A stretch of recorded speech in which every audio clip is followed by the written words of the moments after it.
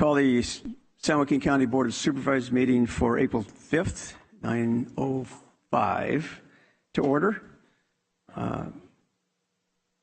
First, we'll recognize a moment of silence. I'd like to mention that one of our pioneer educators, Wilhelmina Henry, who passed away this weekend at 102, was certainly an inspiration for our youth and certainly for our communities. So if you would remember her and her family in your thoughts or prayers, and we will have a moment of silence.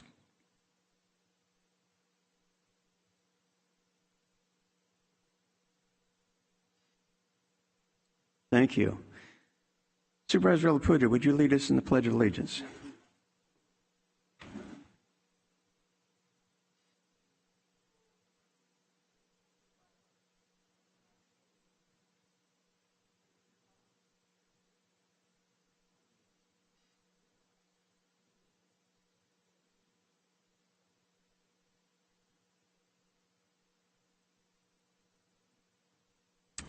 Thank you.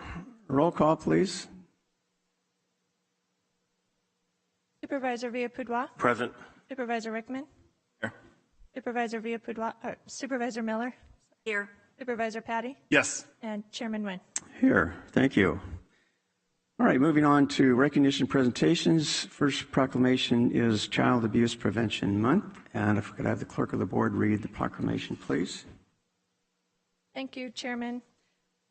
As I read this proclamation, I'd like to invite Lindy Turner Hardin of the Child Abuse Prevention Council, Ikea Pride Polk, Human Services Agency Deputy Director of Children's Services, Kathy Long, Children's Services Coordinating Commission, and Reverend Dwight Williams, Chair and Religious Representative of the Children's Services Coordinating Commission, to the podium to receive this proclamation, which reads, whereas child abuse and neglect continue to pose a serious threat to our community's children, and whereas child abuse and neglect is a community problem and finding solutions depends on the involvement of people throughout the community, and whereas all victims of child abuse, whether physical, sexual, emotional, gross neglect, or exposure to domestic violence, should have access to a safe place to live, appropriate medical care, and counseling or mental health services, and whereas parents, guardians, family members, foster care providers, child care providers, educators, law enforcement personnel, medical professionals, mental health professionals, social service providers, and the public all play an important role in working collaboratively to prevent child abuse and neglect. And whereas the state of California has proclaimed April as Child Abuse Prevention Month. Now, therefore, be it resolved that this San Joaquin County Board of Supervisors does hereby proclaim the month of April 2022 as Child Abuse Prevention Month in San Joaquin County and encourages citizens to work together to support youth serving child abuse prevention activities in their communities and schools during this month and throughout the year. Presented this 5th day of April 2022. Chairman Nguyen. Thank you. Lindy, a few words?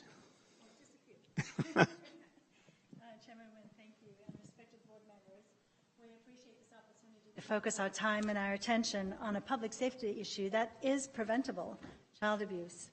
Yes, it is preventable, and yet each year in the United States, close to 1 million children are confirmed victims of child maltreatment. Here in San Joaquin County, it's 4 children each day.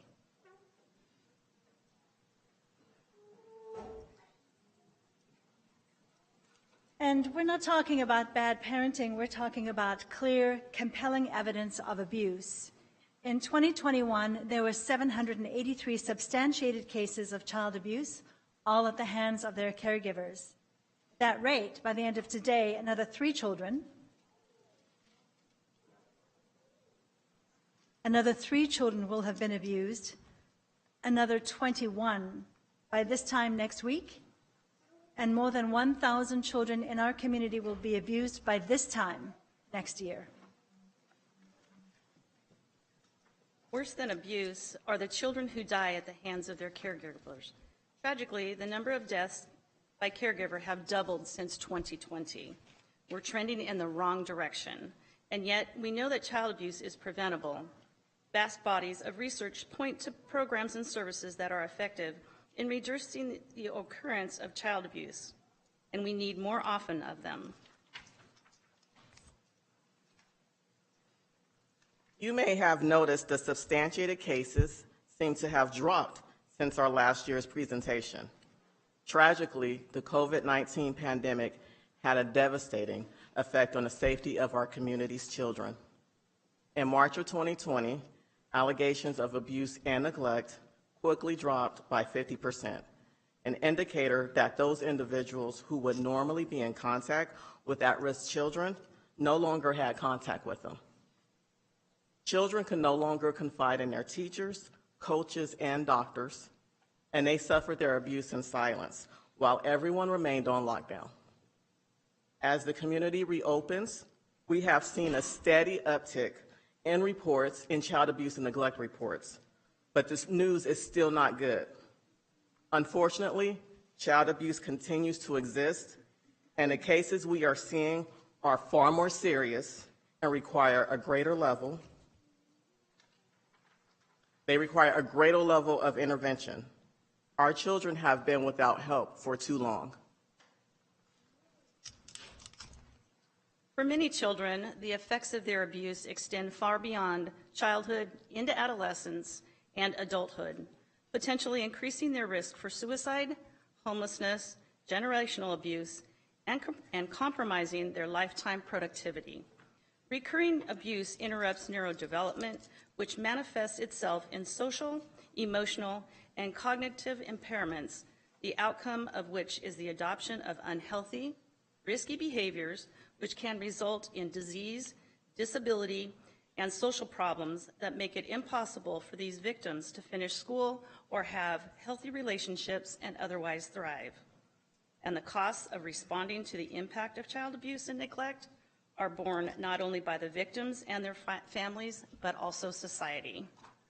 The tangible losses add up to more than $260 million per year for San Joaquin County, paid for through services administered to victims through health care, criminal justice, child welfare, education, and other social services.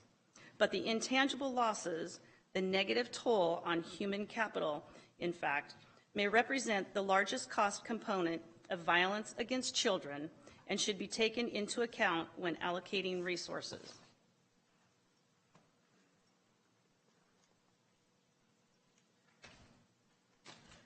And while we cannot deny the economic and far-reaching negative impact of child abuse, we must also recognize that all of the public safety issues facing our community today, this one, child abuse, is preventable.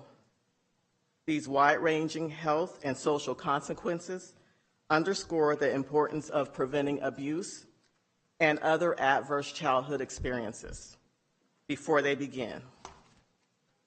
Safe, stable, nurturing relationships and environments can have a positive impact on a broad range of health problems and the development of skills that will help children reach their full potential regardless of their exposure to trauma. So in celebration of April as Child Abuse Prevention Month, we're going to take a moment to reflect on how we're doing in this regard. The CDC identifies a number of strategies that many agencies here in San Joaquin County have already adopted in our effort to prevent abuse and other adversities. The Human Services Agency partners with the Women's Center and the Child Abuse Prevention Council on the Safety Net program that targets support to families that have been reported to child welfare with allegations of abuse or neglect, but who do not reach the risk of threshold that warrants child welfare or law enforcement intervention. The intention is to intervene with assessments and bring resources and skill building with the goal of strengthening the family, resulting in stabilization. The Child Abuse Prevention Council is also doing important work to bring awareness to ACEs and its impact on development to medical clinics and other social service providers countywide. And finally, HSA is partnering with the Child Abuse Prevention Council to raise our community's awareness of the role they play in reporting child abuse and neglect by engaging in a media campaign that presents a compelling message of prevention and protection, reminding all community members that each of us have an obligation to report something that we see or hear or feel in our gut that makes the hair on the back of our neck stand up, or even just makes us look twice. Report it. It is our ethical and moral obligation.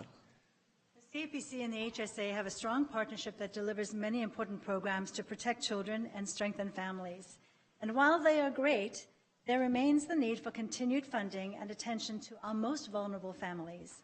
Our approach to child welfare must be system-wide. Child welfare, child support, the Office of the District Attorney, education, law enforcement, public health, behavioral health, these must all work together in full transparency for the good and safety of our children. This should not be an afterthought, the bottom of the funding stream list, or a "it would be nice to do" kind of goal. As adults and individuals with the power to make change, we have an ethical and a moral obligation to our children. And when we say our children, we don't mean that literally. We mean it as a community, because children are children no matter who they may have been born to, and our obligation does not and should not stop with our bloodline. Nelson Mandela observed that there can be no keener revelation of a society's soul than the way in which it treats its children. There will be 21 more abused or neglected children by next week, and more than 1,000 more abused children by this time next year. We can do better, and we must do better. Because child abuse can be prevented. Child welfare is a priority that is up to you, and it's up to me. It's up to us as a community, because every child should grow up knowing that they are loved and valued and respected. We can make this a safe place for all of our children.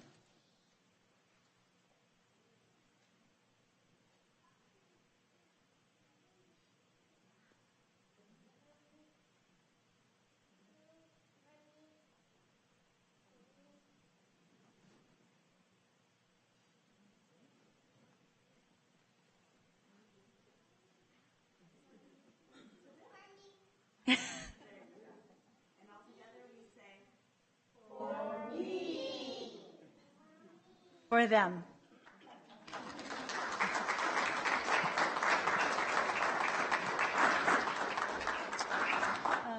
Go ahead. I have a song for you. Oh, great. Sorry. That's okay.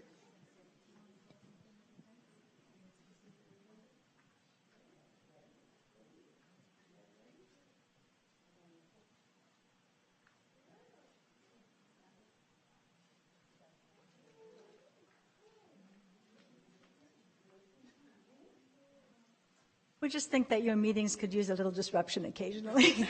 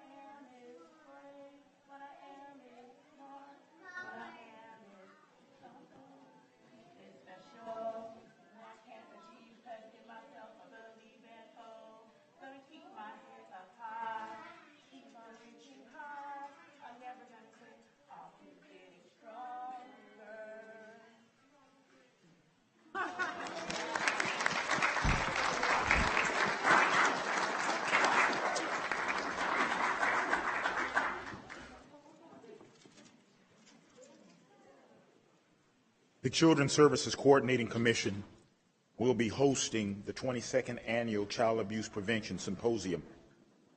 The virtual event will take place on 2 different days.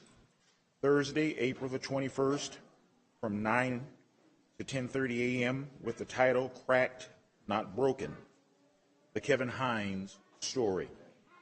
Kevin is a mental health advocate, global speaker, author, and documentary filmmaker that reaches audiences all over the world with his story of an unlikely survival of jumping off of the Golden Gate Bridge and his strong will to live.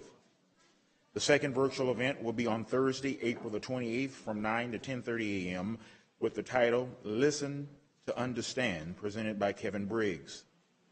Kevin will share his experience as a sergeant with the California Highway Patrol assigned to patrol the Golden Gate Bridge. He provided suicide intervention, having dissuaded over 200 individuals from jumping off of the bridge. We are leaving you with copies of the flyer, and if you have any further questions, please feel free to contact Kathy at 209-468-5979. Thank you. Thank you, Reverend Woodlands. Thank you all for your comments. Supervisor Patty. Thank you, Chairman. Having had the honor and pleasure to formerly be for a brief while on the Child Abuse Prevention Council, you see it, and seeing the children here today and listening to statistics, you can see the need never ends. Children are our future. Their health, their well-being will lead to their successful paths in life, or as we see those living homeless, and you trace back some of the trauma that they've had in their lives have manifested in many levels of dysfunction. So it is important, our levels of engagement, everybody that's engaged at Child Abuse Prevention Council, and the myriad of programs we have from First Five up and down the scale. Children's Alliance, all the efforts for our children is notable, and we always, as much to the dismay of other supervisors, I always ask what more we can do. So appreciate you all being here and these words and the actions that are taken, and I appreciate this effort and the recognition. Thank you. Supervisor Miller. Thank you. Thank you all for your partnership with us. We couldn't do it without our community-based partners. This is an annual event that we love to see the kids, and we love that you bring them in. But it's sad that you still need to do it, that we still have 1,000 kids a year who are abused and neglected and needing these kind of interventions that we know work. And so it's one of the reasons why Children's Alliance has pushed hard for additional funding for 0 to 5 programming. It's what I believe a place where we should be directing some of our COVID recovery dollars to exactly help turn these numbers around. And these aren't just feel-good programs. These are the programs that hopefully one day will eliminate the need for such huge expenditures in mental health services and the criminal justice system and homelessness. If we can direct more of our investment to these early years and strengthening these families and give them the skills to raise strong and resilient kids, we will all be better off, not just in San Joaquin County, but really across the nation. So thank you for your partnership. We pledge we will continue to do our part to provide as much funding as possible to expand and to bring these services to the families that need them. Thank you. Supervisor Villaputa. Thank you, Chair. I just want to thank the parents and the children for showing up today and that beautiful song, and the Alliance for everything you do for our community and families. Child abuse is it's really sad, and anything we can do to help families and children grow up to be strong individuals and give back to the community is what we're looking for, and appreciate everything you guys do for us. Thank you. Vice Chair Rickman. Thank you, Chair. First of all, thank you to all the kids for the awesome song. You guys did a great job, and thank you all very much for what you said here today. And, thank you for helping our community. And the proclamation is important because it does spotlight, child abuse. And, it happens in every city, in every community, not just here in California, but throughout the world. And, we need to do more in order to prevent that. And by this proclamation, we're letting people know where you can report it. And like you said, everybody has a moral obligation. If you see something, say something. So again, thank you all very much, and God bless. One of the things that, one word that I don't get often have the chance to use is adorable. And all the children came down are adorable, but they're also very special. And the reason I say that is because of the work that you do and your staff and others like you, you can make a difference in their life.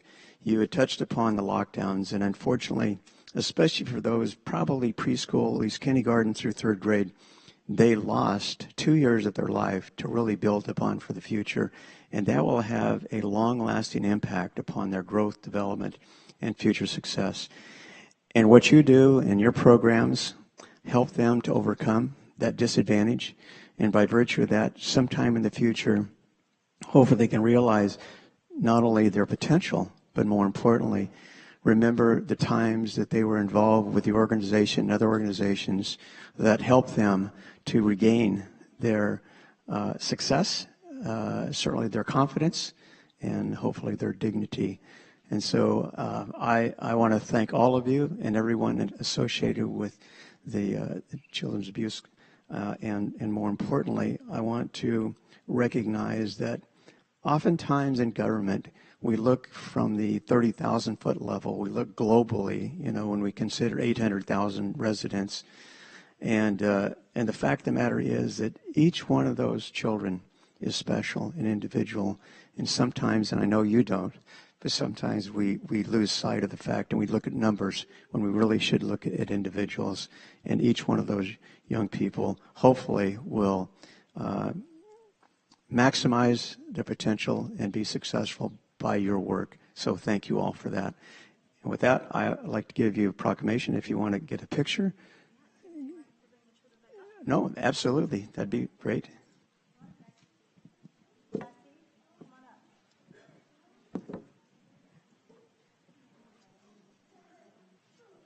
Chair, if you don't mind, I think all the supervisors might want to come down.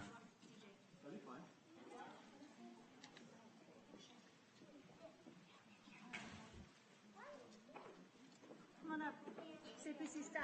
Come on up. Come on up, CPC staff.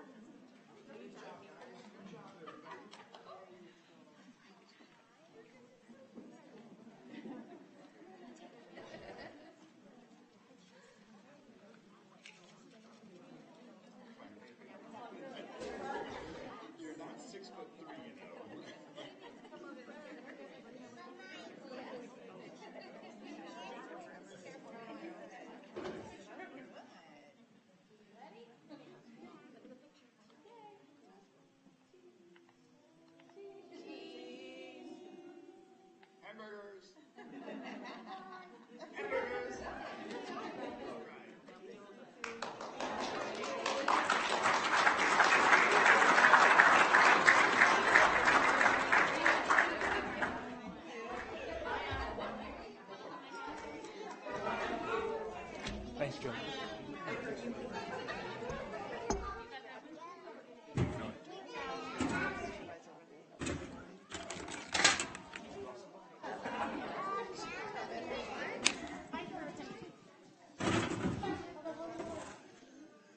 Okay, next I'd like to have Supervisor Patty come down and recognize his proclamation. And then after that, Vice Chair Rickman, if you can come down and recognize your special athlete. Thank you, Chairman. Madam Clerk, do we have anybody from the libraries to come forward? Yes, Supervisor Patty, we have Jenny Fontanelli, the Deputy Director, Community Services of Stockton San Joaquin Public Library. How are you today? How are you? Fantastic, thank you. I'm so glad we had an opportunity to do this. I want to read the proclamation. And it says, whereas Poetry is one of the oldest art forms and incorporates rhythmic aspects of language and expressive vocabulary to convey a message. And whereas in 1996, the Academy of American Poets launched the first National Poetry Month to remind the public that poets have an integral role to play in our culture. And whereas philosopher Aristotle stated, poetry is finer and more philosophical than history, for poetry expresses the universal and history only the particular. Whereas our educators believe it may improve language skills, generate creative thinking, develop empathy and insight, create self-awareness, and be a therapeutic outlet. Whereas in addition to offering a list of poetry books to choose from, the Stockton San Joaquin County Public Library is featuring Orangutanka, which is written using the Japanese tanka poetry form. Now, therefore, be resolved that this day in San Joaquin County, the Board of Supervisors does hereby proclaim the month of April 2022 as National Poetry Month in San Joaquin County and encourages all citizens to delve into the numerous forms and styles of poetry that is available during this month. And every month. And every month. Maybe share a little bit on some of our local efforts and participations? Yes. So National Poetry Month is pretty important in the library. We often do different programs that focus on poetry. We have displays throughout the system. The Ripon Library is offering a poetry cafe with the high school as well as a magnetic poetry board. Escalon and Western Ranch Libraries have a poetry creation station that will be going all month long. The Trokey Library is doing a found poetry program. When I saw it, I looked a little bit like a ransom note. The idea is to cut out phrases from magazines and build your own poem that reflects you. And the Mountain House Library is doing a post-it note poetry program. So we have a lot going on during the month. And I did have a poem to share with you today.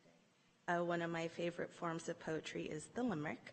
And there was a limerick written by Arnold Lobel, the author of the Frog and Toad award-winning books.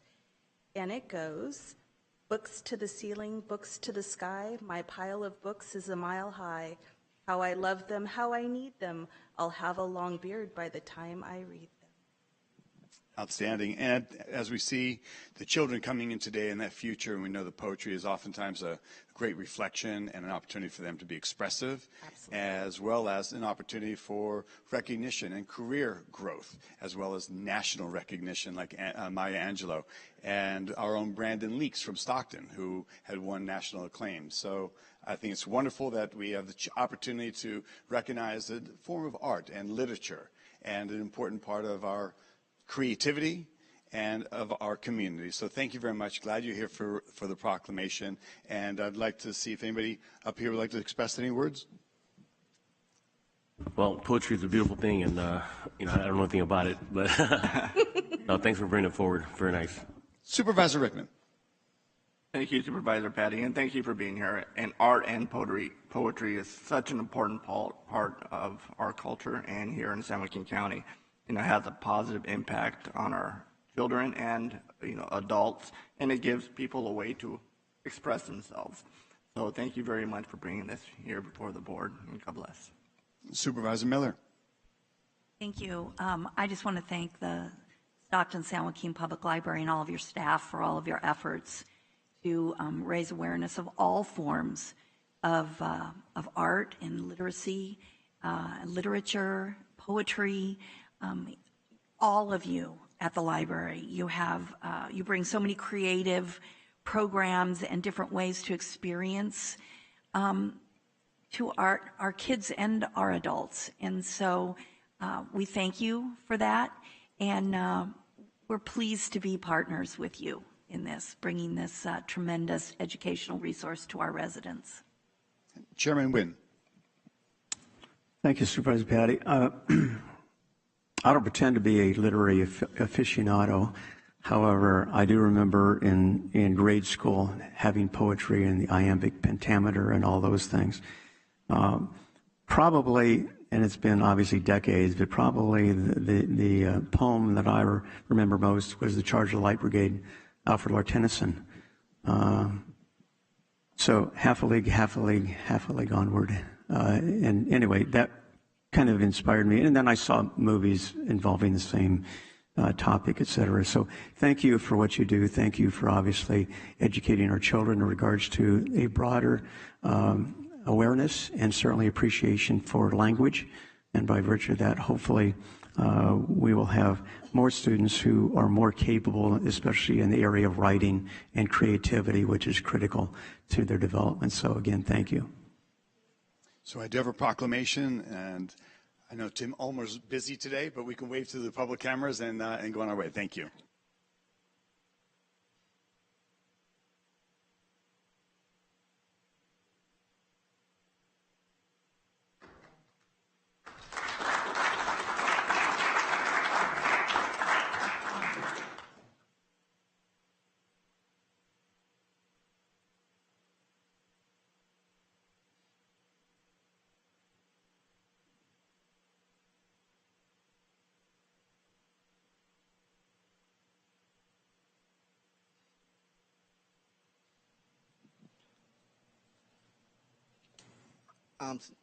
Clerk of the board, can we have somebody disinfect this mic since Supervisor Patty talked into it?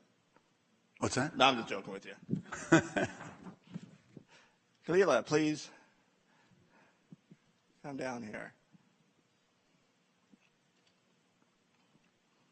I'm going to invite her coach too. Both of you. So you're not alone. It's our honor, and I'll save my comments to the end after the rest of the board, to present the certificate. And from the Board of Supervisors, certificate in recognition presented to Kalila Shrive, West Valley High School Junior, 2022 National High School Coaches Association Girls Wrestling National Champion. Yes.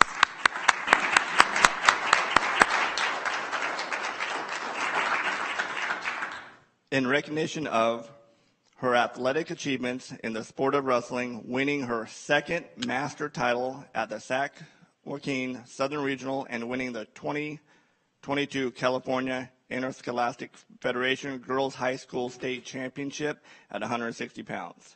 Further, in recognition of being the first West High School student to achieve All-American status in any sport while competing at the National High School Coaches Association National Championship and ultimately claiming the 2022 NHSCA High School National Girls Championship, defeating opponents from Pennsylvania, Georgia, New Mexico, Louisiana, and Virginia. Congratulations, and this proclamation signed by every member here, Board of Supervisors, signing this date. We're so proud of you. You know, I have to say a couple of words. Hey, the longer you talk, then the less time you have to go back to school. So. Thank you so much. Thank you so much. I really appreciate it. Yeah. That's great. Thank you, Coach. You want to add a few words? Sorry, she's a little nervous, but I just want to thank you all for recognizing her. She's worked extremely hard all season, and she's really put in the time and effort in the off season as well. With the 2 years we had off due to COVID, she was really training all year, and so it's nice to see all of her hard work get recognized, and we're looking forward to next year to running it back. She's only a junior, right? Only a junior. Yeah, so God knows what you're going to achieve next year. No pressure, no pressure. But I would love to turn over to Supervisor Patty. Thank you, Vice Chair Rickman. Long time ago, I was a boxer, and I understand that dedication, the hard work, and unless you're in combat sports and willing to risk your humility, being embarrassed, being defeated, but you also understand and you learn to overcome fear and anxiety. And in spite of those very same feelings, you get out and you perform under pressure and under duress, and you exert your will and skill over another person's will and skill. And that's a fantastic combination of what you're watching when you watch a fight, is will versus skill. And to prevail, to overcome those fears, anxieties, the trials, the tribulations, the days that you're good in the gym and then you're absolutely terrible, and then you stick with it and you rise to the occasion and you beat your opponents, you impose your will. Because you have similar skills, but you impose your will on that person. You work harder than they do and you refuse to be beaten. That's a testament to your character. And these are the same building blocks you're going to use to be successful no matter what your endeavor in life is. So these are great experiences. Congratulations. You're a fantastic reflection and tribute to excellence. Keep it up, and I look forward to watching what's going to happen in your future, because as hard as you work and the success that you have right now is just the beginning phase of where you're going to go in your life. So congratulations on what you've accomplished, and I look forward to your future. Supervisor Miller? Thank you. Congratulations. We're all very, very proud of you. Supervisor Villapudua? Yeah, I just want to say congratulations. Also, you're obviously an amazing athlete, and I'm looking forward to seeing you in the future. As a former wrestler, I know how much work it is to make weight and train every day, and so much work. So you must be an amazing, amazing athlete, and I'm looking forward to see you in the future. And Chair Nguyen? Thank you, Vice Chair. I had two sons who wrestled in high school and one in college. I don't think most individuals recognize the work that goes into wrestling as opposed to other sports. As Supervisor Patty talks about, it's an individual sport where you're all by yourself and you either rise or fall based upon certainly your performance. But I would have to also commend the parents, because frankly, that's the challenge. And I remember times where my sons were out running the night before a match to lose weight, wearing all kinds of stuff to draw that. And it isn't just those type of challenges, it's the mental discipline in regards to, being able to outperform your opponent. So and because it's not maybe one of the more highly attended sports like maybe football or baseball or whatever, a lot of people don't realize the demands on the athlete in regards to their performance, and whether it be preparation and certainly discipline and conditioning, but it takes an extraordinary individual like yourself to attain your achievement. So obviously you're doing everything right, and as Vice Chair Rittman talks about, we all look forward to next year, your senior, and hopefully, as he says, no pressure, but hopefully you can repeat. But we want to congratulate you and recognize you certainly as a very special individual, not just because of your athletic prowess, but I also know the discipline that goes into being this type of wrestler. And I have to say, in my sense, it opened a whole new area in regards to their discipline and their future. So I know that whatever you pursue after graduation, you will be a success based upon your achievement here and certainly in the future. So congratulations again. Thank you, Chair. And, this was on Sunday, the 27th of March, I believe it was. And, I was at home, checking my emails. Usually, Sunday is my time to decompress and don't stress too much. And your mom tagged me on a Facebook post, and I went over, checked it out, and I had an opportunity to watch a match. And let me tell you what, it's supposed to be my stress-free day, and it wasn't. Watching your match, it was so great. You were an awesome athlete. I was rooting for you. I know there was a lot of people online rooting for you. I know the city of Tracy is proud of you, but beyond the city of Tracy, San Joaquin County is very proud of you. And I just wanted to go in a little bit more specific detail. You won your first three matches by pin, defeating a girl from Pennsylvania, Georgia, and New Mexico. In the semifinals, you defeated the girl from Louisiana 7-3, and then your opponent from Virginia 5-2, and claiming your title. So again, congratulations.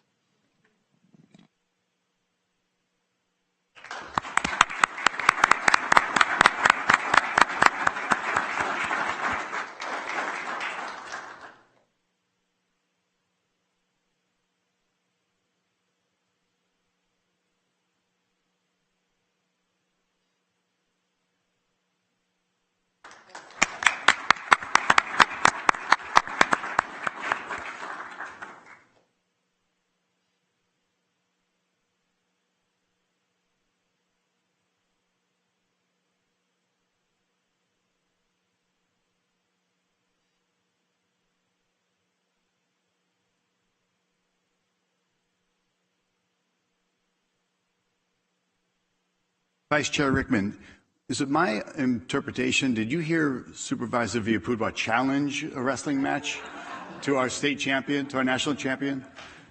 Did I catch that? You said you were a wrestler and you were something, I may have missed it. That could be pay-per-view.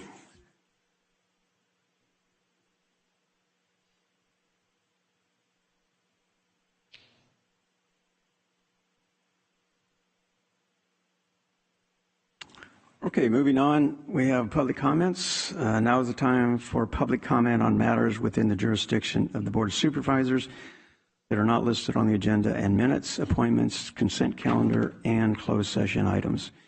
Request that you fill out a comment form if you address the board in person. There is a time limit of 3 minutes for those comments. There is a device on the podium with a green, yellow, and red light. The yellow light will come on 30 seconds before the end of 3 minutes. With regard to public comment, the law strictly limits the ability of the board to discuss matters not on the agenda, so that this is not an appropriate time to have a discussion with the board regarding your comments. We ask that you refrain from personal attacks during the comments, that you address all comments to the Board of Supervisors, not the audience, and comments from the public may not reflect the viewpoint of the Board of Supervisors. So I have here Inez Ruiz Houston.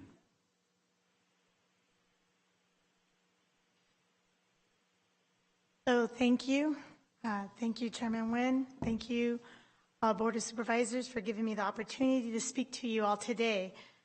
One of the concerns that we have in this moment, my name is Dr. Inez Ruiz Houston. I'm with Vice President of El Concilio and a member of our beautiful San Joaquin County community.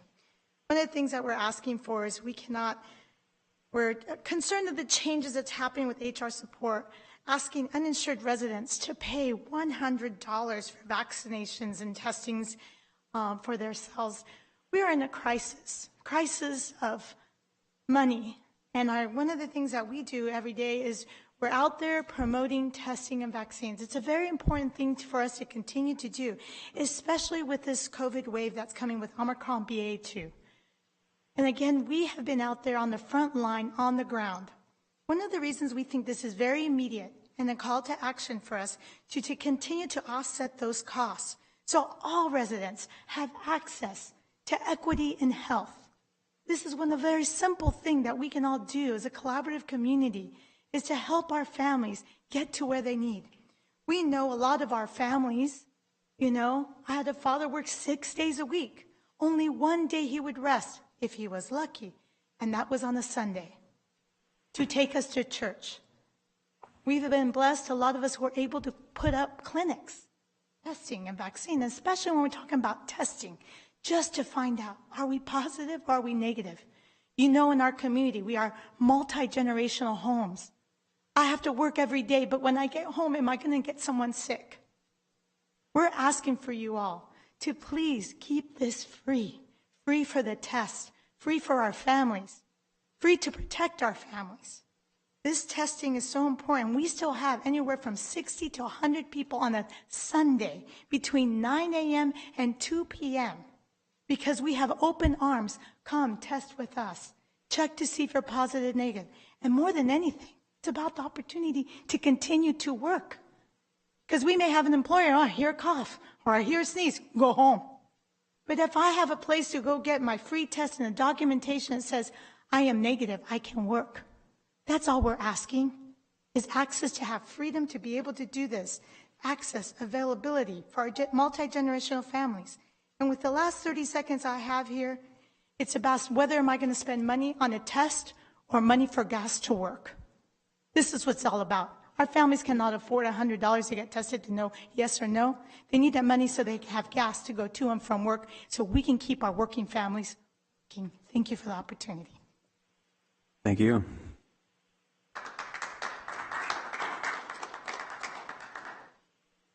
Amy Portela Nelson.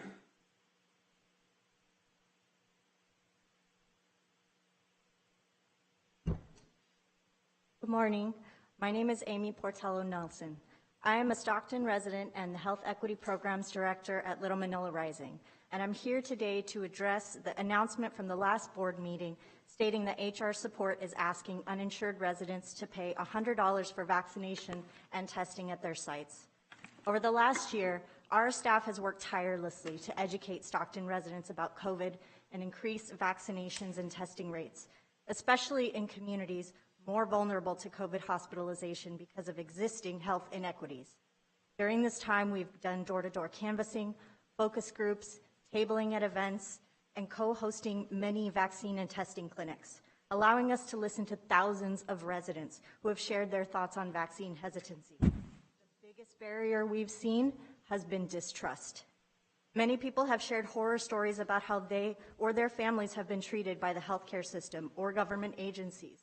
They've discussed how confusing and disconcerting it is that the science and COVID guidance keeps changing, and how breakthrough cases made them seem even less convinced of the efficacy of vaccines. Every health-focused experience shapes a person's willingness to engage in those systems of care. So much of those experiences are beyond our control, especially during this pandemic, but this is not. We can fix this barrier for uninsured individuals who are the people that we most need to connect with healthcare. This population doesn't have the option of going to a primary care physician. The HR support sites are some of the only easily accessible places they can find to receive tests and vaccines. Although other free sites do exist, most of those locations move around. Many people have told us they cannot access the website on sjready.org because of language or technology barriers. Having stable sites at schools was amazingly helpful over the last year, especially for those with transportation issues. And we've encouraged people to use these HR support sites for over a year. Now that 3 sites have closed and more are charging uninsured residents, this change undermines our credibility with residents who've trusted us and that information that we've shared with them, that vaccines and testing are free for all. I am well aware that the funding source for these services, HRSA's COVID-19 uninsured program, is no longer reimbursing claims, that the county has received COVID funding relief that could be used exactly for this purpose. We must do what we can to make it easier for people to access vaccines and tests, especially with another COVID surge predicted because of Omicron BA.2. The burden should not be on the resident to figure out which sites are which. Please agendize this discussion for your next board meeting and meet with residents and PHS to find a solution to offset the costs of these services for all residents immediately and reimburse those who are paying for them now. Thank you. Thank you. Chris Cannon.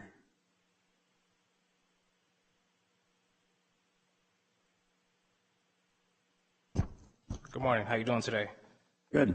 My name is Chris Cannon, and I'm here on behalf of Public Health Advocates. I'm a program manager for a REACH COVID and Flu grant funded by the Center of Disease and Control Prevention. The goal of my program is to increase the number of African Americans who have received the COVID-19 vaccine.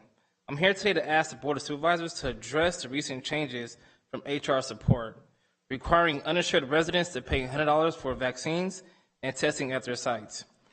In partnerships with these sites and others, my team has been able to host and participate in 25 vaccine events and help vaccinate over 800 San Joaquin County residents.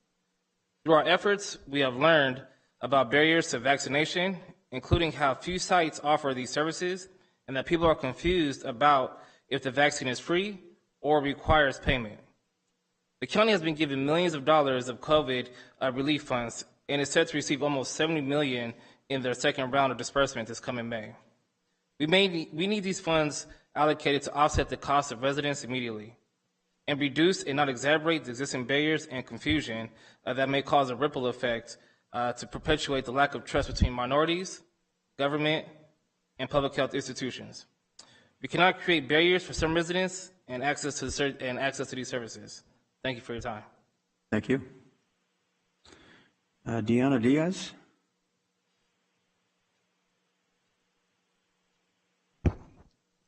Good morning, everyone. Thank you for the opportunity to speak. My name is Deanna Diaz, and I work as a COVID-19 outreach and education workplace organizer for North Valley Labor Federation. I'm here because, as some of the people that spoke before you have voiced, we're concerned that some of our sites here in this county are charging residents, some of our most vulnerable residents, those who are uninsured, not $20, not $30, not even $50, but $100 for vaccines and testing. This is a really big issue that we should all take concern to. I want to give you guys some facts. So from January 27th to March 17th, our coalition has helped 229 people get vaccinated in just 3 events in South Stockton. And 70% of those people were uninsured that got vaccination. So what does this mean? It means that folks are still getting vaccines, so there's that need in our communities. It needs to be funded. If the Board of Supervisors does not intervene and fund those, the financial burden is simply going to deter those folks from getting the vaccines that they need, from finding out whether they have COVID or not. And all our efforts are really going to be undermined. We've worked really hard to build trust in the healthcare system, in communities of color, communities that are undocumented, even among college students that don't have health insurance. And, you know, there's people that are still needing a second vaccine, a third vaccine. So what's going to happen is that they're not going to want to go because of the cost. And so we're going to have folks that are sick and don't know it. We're going to have folks that need a booster but don't have it, only because we're choosing to ignore this problem. So I hope that you guys understand that this is a big issue, and what we're asking is the Department of Health and the Board of Supervisors to fund testing, fund vaccines, and at least track those who have already paid to reimburse them. And for you to understand that this is an equity issue, a health equity issue. I hope that we can come to a solution by the next meeting on April 19th. Thank you. Thank you. Anyone else? Seeing no one, Clerk of the Board. Thank you, Chairman. The first public comment was submitted by Rebecca Anonymous, who writes, Dear Kathy Miller, is it your white privilege guilt that caused you to hire a liar and racist like Camille Zapata? Looking at the social media post by Kathy Miller's chief of staff, it is clear to see how hateful, biased, and racist Zapata is against white people and men in particular. Ms. Zapata lied publicly about being a victim and falsely accused bias to play victim, which is a reflection of her low character. While Ms. Zapata pretends to be part of social change, she instead has promoted divisive actions and behavior. Likely the exact reason why Kathy Miller hired her, since this is exactly what Ms. White Privilege Miller does on a regular basis. Kathy Miller, a legacy of all talk and zero accomplishment except to attack those that do not bow down to her. Luckily for Miguel Villapudua, he learned that he must buckle to anything Kathy wants or else she'll orchestrate attacks on him. Chuck Wynn has shown the willingness to follow Kathy and not be his own man. Shame that he is chairman again after they both denied Carlos Villapudua the honor. We here in the county are lucky to have Supervisor Rickman and Patty, our true leaders, not spineless like Chuck Wynn and Villapudua. Thank goodness for term limits. Zapata, Wynn, and Miller will soon be gone, but not soon enough. Shame, shame, shame on Zapata, Miller, Wynn, and Villapudua. Chuck Wynn, please stop talking so much. The next comment was submitted by Kevin Sunga, who writes, Hello, my name is Kevin Sunga. I am a resident of Stockton, District 2, but also representative of a local CBO, Little Manila Rising. I am here today to ask the Board of Supervisors to address the recent changes from HR support asking uninsured residents to pay $100 for vaccines and testing at their sites. The overall policy shift to charge uninsured individuals $100 for COVID testing and or vaccinations provides an undue burden to our community. As a COVID program director for Little Manila Rising, our goal is to increase access to COVID vaccinations and testing services in Stockton, especially South Stockton, in order to build trust and create better health outcomes for a community already overburdened with health inequities. With the help of our partners, we've facilitated 844 COVID vaccinations and 270 tests for residents in the last 6 months. We are making a positive impact by not only providing needed services, but also building trust between our community and health agencies. The change in charging the uninsured isolates a certain population, a population in most need for vaccines and testing, which harms our goal. As for testing, we are not out of the woods. Surges and variants are still a reality, so we must invest in making fewer barriers for high populations during this delicate transitionary period. We hope you reconsider the decision to continue supporting our uninsured residents, and we hope to work with you towards a community-based solution. Thank you. The next comment was submitted by Linda, who writes, Supervisor Miller, when are you going to make a statement about your assistant, Camille Zapata, and her sexist and racist comments? Camille Zapata has not hidden her open hostility toward men and her hate especially toward white males. This is sexist and racist. Why is there a double standard? How about Camille Zapata calling Israel an apartheid state, which is anti-Semitic, racist, and xenophobic? The funny thing is she just received an award from UOP for being a community leader. Does UOP share her same beliefs? The Board of Supervisors needs to open an investigation toward Camille Zapata's hateful, racist, sexist, and xenophobic beliefs. The next comment was submitted anonymously and writes, use your $1 million COVID fund to distribute vaccines and tests to your people. Charging 100 plus is deepening racial disparities among people of color. The next comment was submitted by Alan Arroyo Chavez, Fabiola Ramos of District 9, Janet Phelps, Lauren on behalf of North Valley Labor Federation, Celine Lopez, District 1, represented by Miguel Villapudois on behalf of Reinvent South Stockton Coalition, and Donald Donaire of District 1. And they write, I am writing / here today to ask the Board of Supervisors to address the recent changes from HR support asking uninsured residents to pay $100 for vaccinations and testing at their sites. These sites are some of the only places this population can go to receive these services. Although other free sites do exist, those change daily and make it difficult for residents to find them. Not everyone can access the website on sjready.org because of language and technology barriers, making additional unnecessary barriers to them being able to find a site where they won't be charged. As a public health care program coordinators, I have seen how important it is for all members of our community and to have adequate and free access to vaccines and tests during and beyond COVID surges. Adding a price to these necessities will have adverse effects on our most marginalized communities. The county has been given millions of dollars in COVID relief funds and is set to receive even more in May. Please allocate funding to offset the cost of these tests and vaccines for all residents immediately. This is potential for another COVID wave from the Omicron BA.2 variant soon. We cannot create barriers for some residents to access these services. Thank you for your time. The next comment was submitted by Kylie Mahoney, who writes, Hello, Board of Supervisors. This morning, Stanislaus County BOS will be speaking out against the heinous bill SB 871 that was introduced in January, and none of you will even so much as respond to an email to me regarding your position.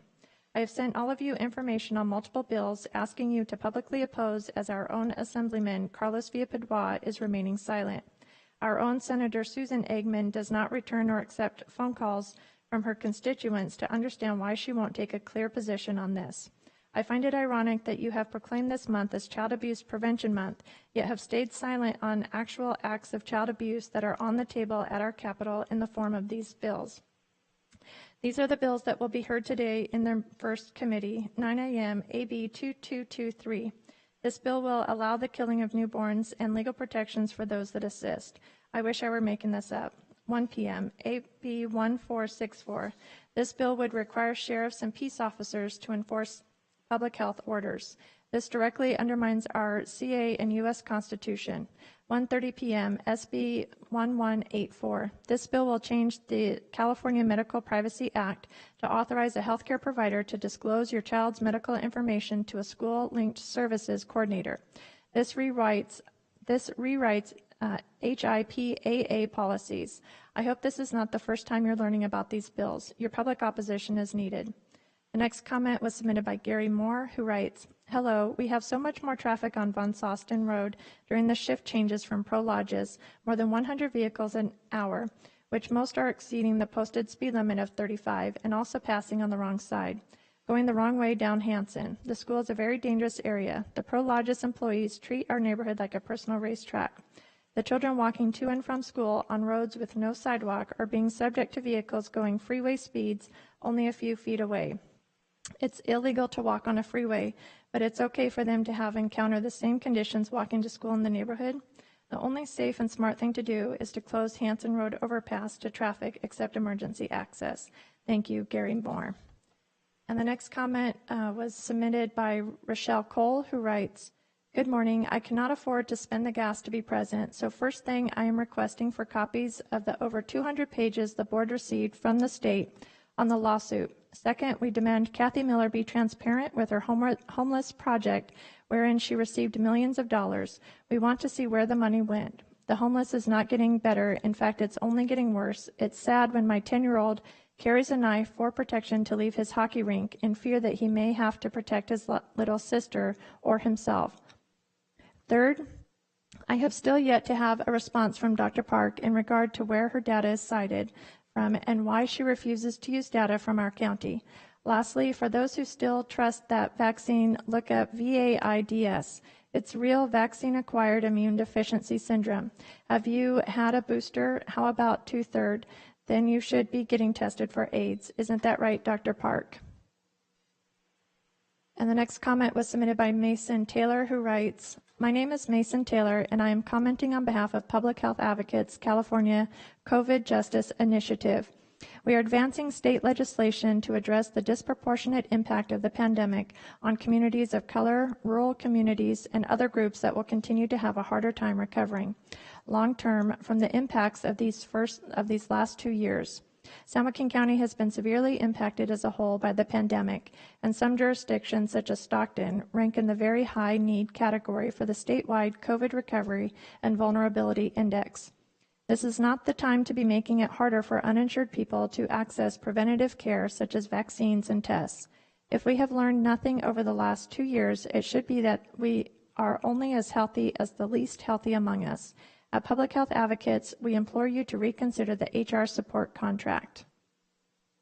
And Chairman Nguyen, the last comment that we have is related to discussion number 1. Would you like me to read it now or then? Sure, go ahead. Okay, this was submitted anonymously and writes, "While you were listening to Mr. Bestelarides give you presentation on how innovative he is, maybe he will be willing to share how much lost tax revenue he has caused the county and the cities by not processing change in ownerships for properties in time. Tax laws prevent the assessor's office from going back more than 4 years when his office is made aware of the change in ownerships timely. His innovation has caused the department to be so far behind that it isn't uncommon to process change in ownership and corresponding reassessments that go back more than 4 years.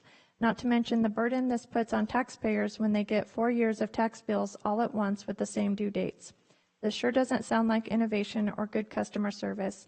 So continue to believe only the information that Mr. Bestelarides spoon feeds you and ignore the facts, like you did with the independent investigative report that had findings against him. I don't know about this board, but I wouldn't like being treated like a mushroom."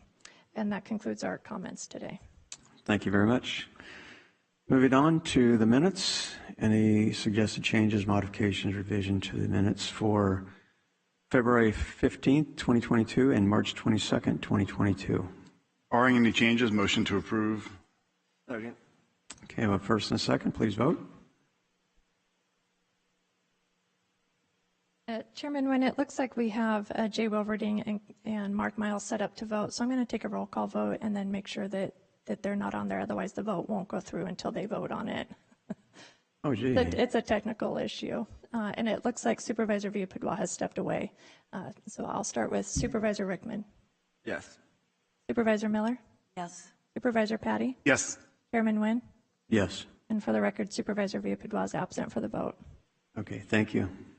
All right, moving on to appointments to boards and commissions. Vice Chair Rickman.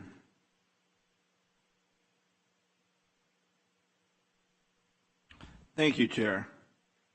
This is for approve the appointment of position to various boards and commissions. Item 3.1. We'll jump into the Advisory Water Commission, category City Rep and Representative, one position, position number 1007.5. And we're going to recommend for appointment Gary Barton. Second is City of Ripon, alternate one position, position number 1007.5A, and recommend for appointment Daniel DeGraff. Behavior Health Board, general interest representative, one position, position number 6704.2, and recommend for appointment Carrie Martin.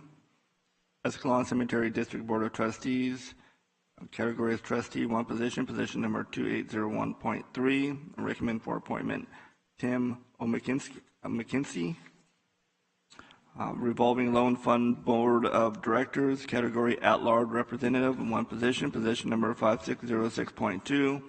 Recommend for appointment Karen Smith. And lastly, Taft Community Center Advisory Board, category low income representative, one position, position number 6202.2. Recommend for appointment Patricia Barrett. And I'll say that in the form of a motion. Thank you. We have a second. Second motion. Second. All right. Please vote.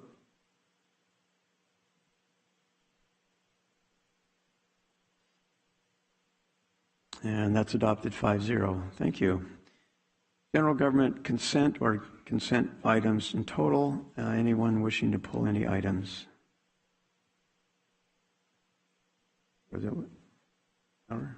Whereas Patty? Thank you, Chair. None. Okay. All right. I need a motion and a second to adopt the consent items. So moved.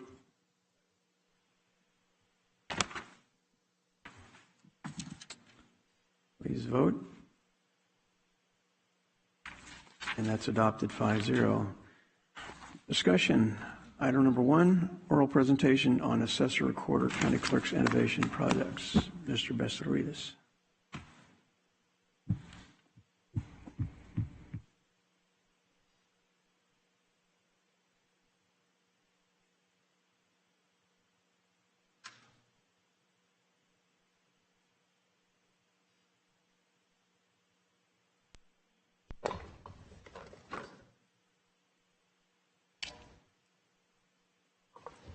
Good morning.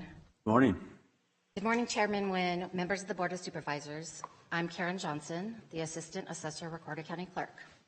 At the last board meeting, Assessor Recorder Clerk Steve Besseridis shared a few innovation projects that the department completed or are very close to completing. Thank you for the opportunity today to share 2 additional technology projects that we are currently using and continue to work on to optimize our efficiencies. We began both projects with one goal in mind: to provide solutions to help alleviate backlogs in our continually growing workloads, while being faced with ongoing recruitment and retention challenges. Both projects also have 2 things in common. The first is that they both use machine learning technology, and the second is that San Joaquin County is the first California county to utilize their programs. Approximately 83% of the county's general purpose revenue comes from property taxes, and the Assessor Recorder Clerk takes that responsibility of making fair and equitable assessments in the most efficient manner seriously. These projects are the result of the Assessor Recorder Clerk's good stewardship.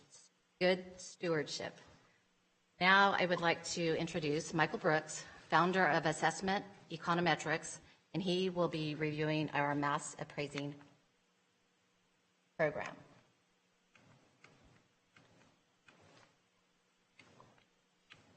Mr. Board, having clicker issues here.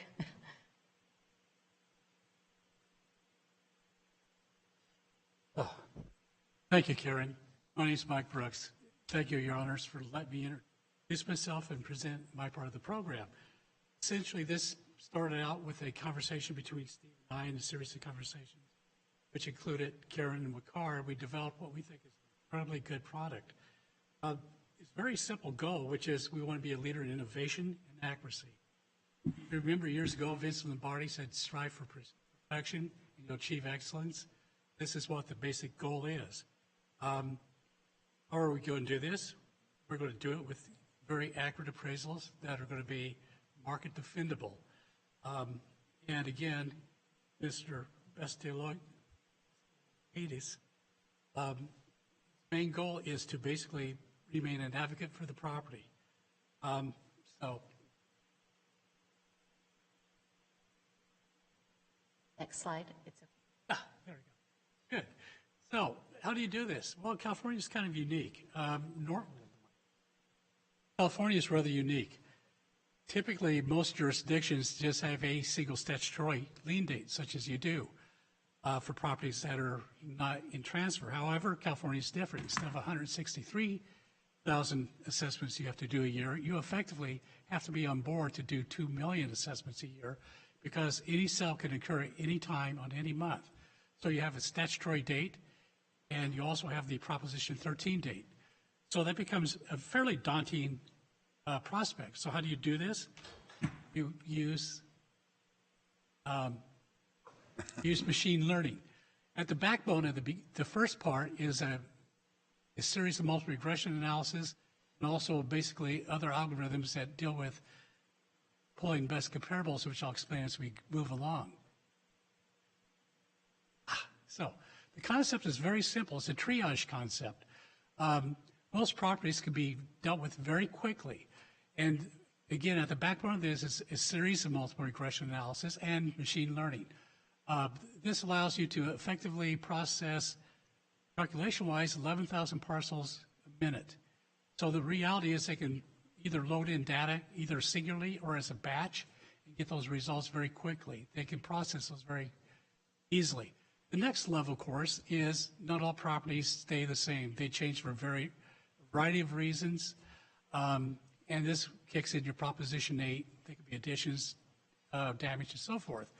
You have a second parcel which utilizes this process, and it gives you what the value would be before, after your January 1st value, and the cost of whichever the change is. Your final product is something quite similar to a sales grid you would see if you got a refinance or you bought a house. This is for unique properties. It's also meant for a defense of your values. These work very well. It parses all 45,000 of your cells.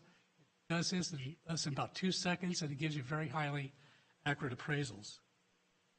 The other thing, part of the machine learning, is the market's very dynamic. As you remember, if you were in the real estate industry back in 2008 in October, you remember it just stopped.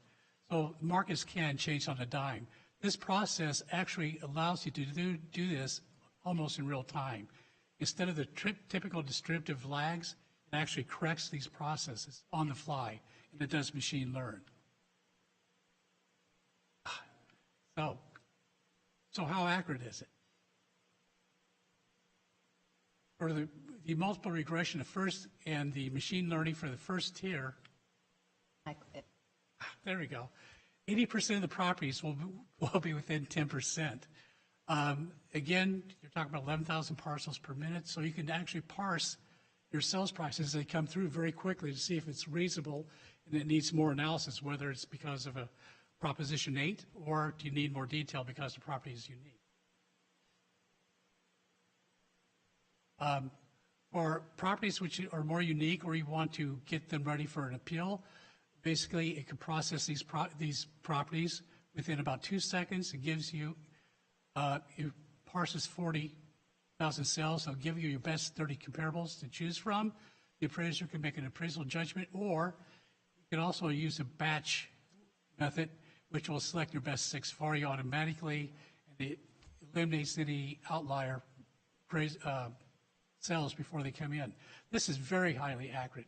It's effectively within 10% for 89% of your properties. This is your entire single-family properties. This is not a subsection of those. And this is actually what the grid looks like. It gives a very familiar grid. If you're in appeal, this is something that anybody who's been involved in real estate would recognize very quickly.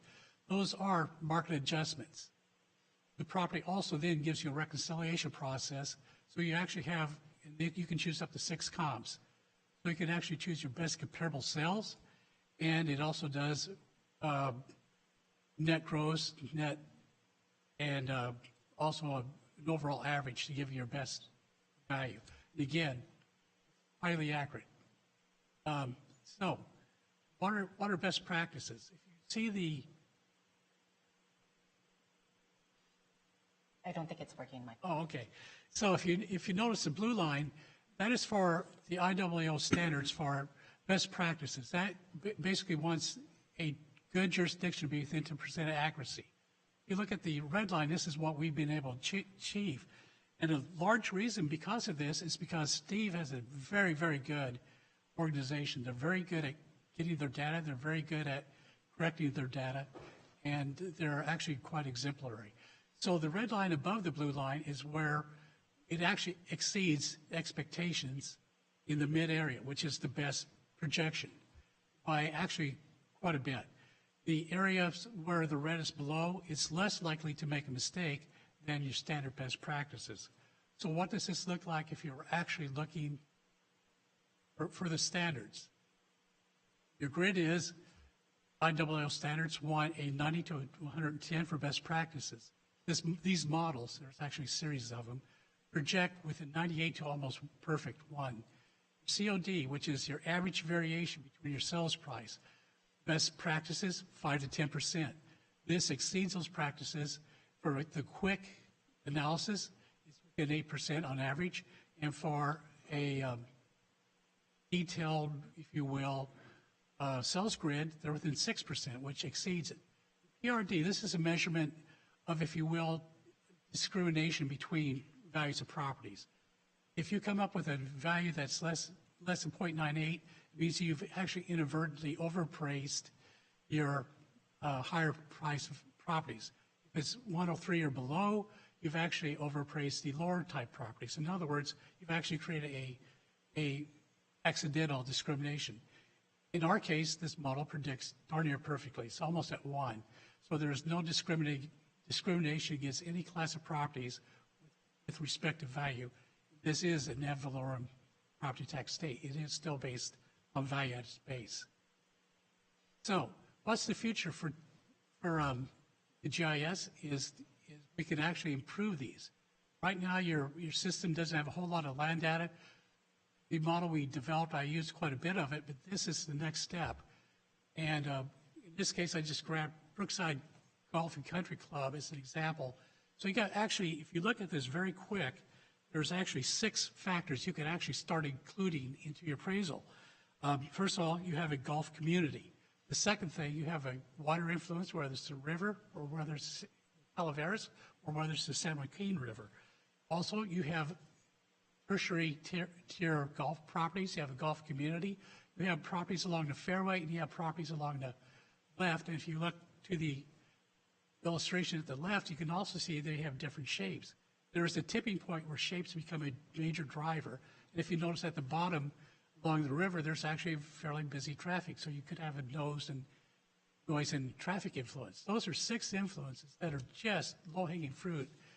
That is our next plan to start capturing this. This will even take those red lines way at the end. It will compress them for even more accuracy, which should result in less appeals, less taxpayer frustration, and ultimately less shifting of the tax burden. Thank you very much, Your Honors. Thank you. Thank you, Michael. And as Michael alluded to, our next steps with Michael's program is leveraging both our data and our GIS team's skills to help refine and make his program even better. Thank you, Mike. Now, I would like to introduce and welcome back Imran Khoja. Imran Khoja is co-founder and CEO of Just Appraised. Mr. Khoja actually did a brief presentation before the board 2 years ago, and now he will provide some insight into where we are today. Thank you. Morning, Chairman Nguyen and members of the board. It's great to be back here with you all today. Thank you so much for the opportunity. Just a quick background. My name is Imran Khoja. I'm the CEO here at Just Appraised. We're the team out of Stanford that helps streamline deed processing for local governments. And my goal here today is to share an update with you on the project that we started back in December of 2019. And next slide, please. So last time that I was here, we were live in about 20 different jurisdictions nationwide, none in California, and it was thanks to Assessor Recorder Steve Besteleries and Karen Johnson and your vote of confidence that we were able to bring it here to San Joaquin County. And I'm really excited to share the impact that this has had. We're now live in over 100 counties nationwide. So, the vote of confidence and the results speak for themselves. And next slide, please. As I start this, I'd just like to share some of the project goals that we had. So back in 2019, when we started this project, the Assessor Recorder had a backlog of documents that needed to be processed, and the goal of this project was to help alleviate that backlog. Getting these deeds processed quickly and timely is obviously a top priority to maintain the tax roll. And with that, we wanted to add automation and some additional efficiency to increase throughput for the team. Now, speed is not everything if you don't have accuracy. Making sure that the data integrity is high is extremely critical.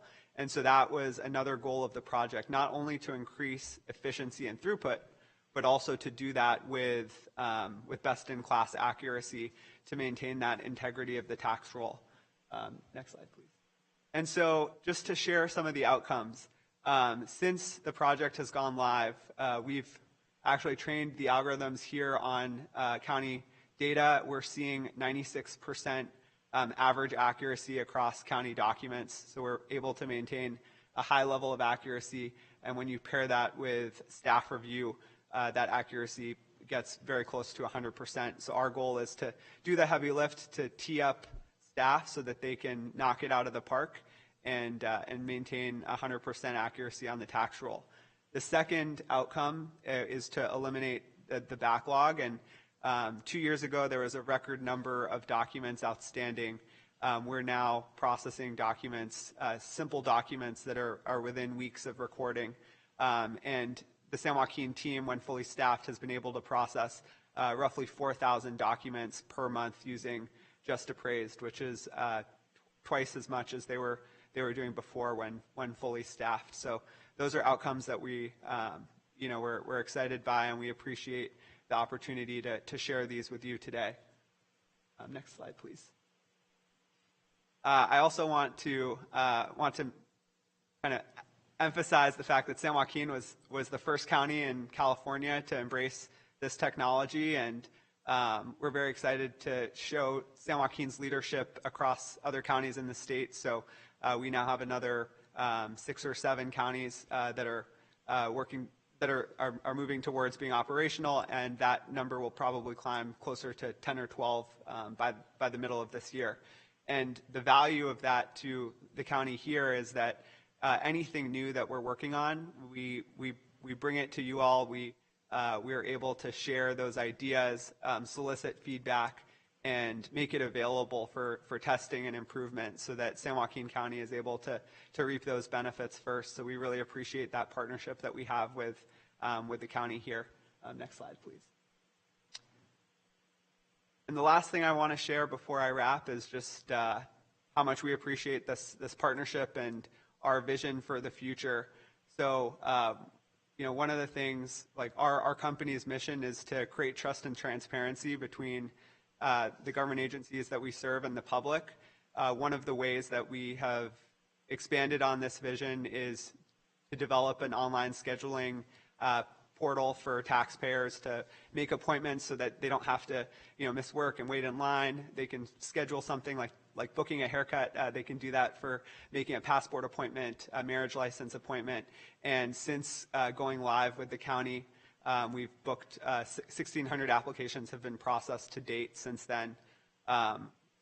In addition to that, we are working on bringing the same accuracy and efficiency on the deeds project to a broader suite of documents so that we can continue to expand the scope and hopefully streamline that process for the county going forward. So we hope to have the opportunity to work with you on additional projects in the future, and thank you so much for the opportunity to share the outcomes of this project with you today. Thank you. Thank you, Imran. Actually, you saw Imran's, one of Just Appraised products, the passport scheduling, in the website presentation that Mr. Bestelaris gave a couple weeks ago. We look forward to future collaboration as well. Lastly, I just wanted to thank the board. All this became possible in June of 2019 when the board approved adding assessor IT resources back to the department. To date, I've worked with Joaquin Rizvi, our IT manager, and his excellent team on over 20 significant technology-related projects. I can report that this has proven to be beneficial to all. By leveraging technology and innovation, we have been able to be more productive, produce more accurate work, and do so in the most expeditious way possible, all as a result of having internal IT staff. We would have been unable to accomplish what we've accomplished so far without them. So thank you again. Thank you. Any questions? Supervisor Patty. Thank you, Chairman. This looks outstanding, fantastic utilization of technology and the systems that are being invented to expedite the process. Walk me through, please. You had mentioned that there's a backlog. Explain where there's a backlog, and then how allowing to get caught up. And then do I understand correctly that after something might be appraised, it's then checked or verified, or how's that system go so that we catch up with the backlog, and then what? Yeah, I believe when we first, Imran was here 2 years ago, we did present that there was a backlog. So, I mean, yes, there's a backlog. And I don't think we're different than any other counties. And in San Joaquin County, because we continue to grow, we get caught up, and then, more work comes in. So with some of these technologies that you've heard about over the past couple of presentations or board meetings, we've been able to maintain what we're doing in addition to, catching up slowly.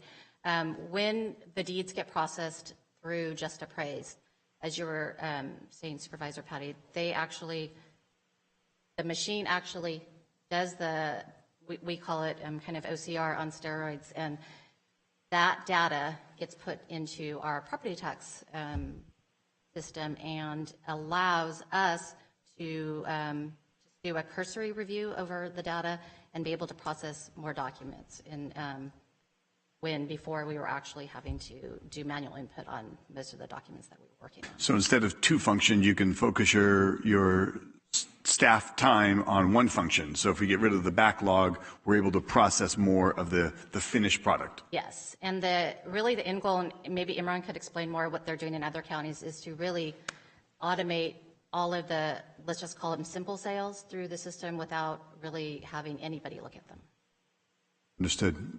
Yes, so just to add a little bit of context, our goal is to identify and basically, give the team superpowers. So on simple documents, like 98% of the data is there and ready to go and essentially verified. So it's a human QC check, and you click a button and that data gets populated all into the property tax system with no manual input.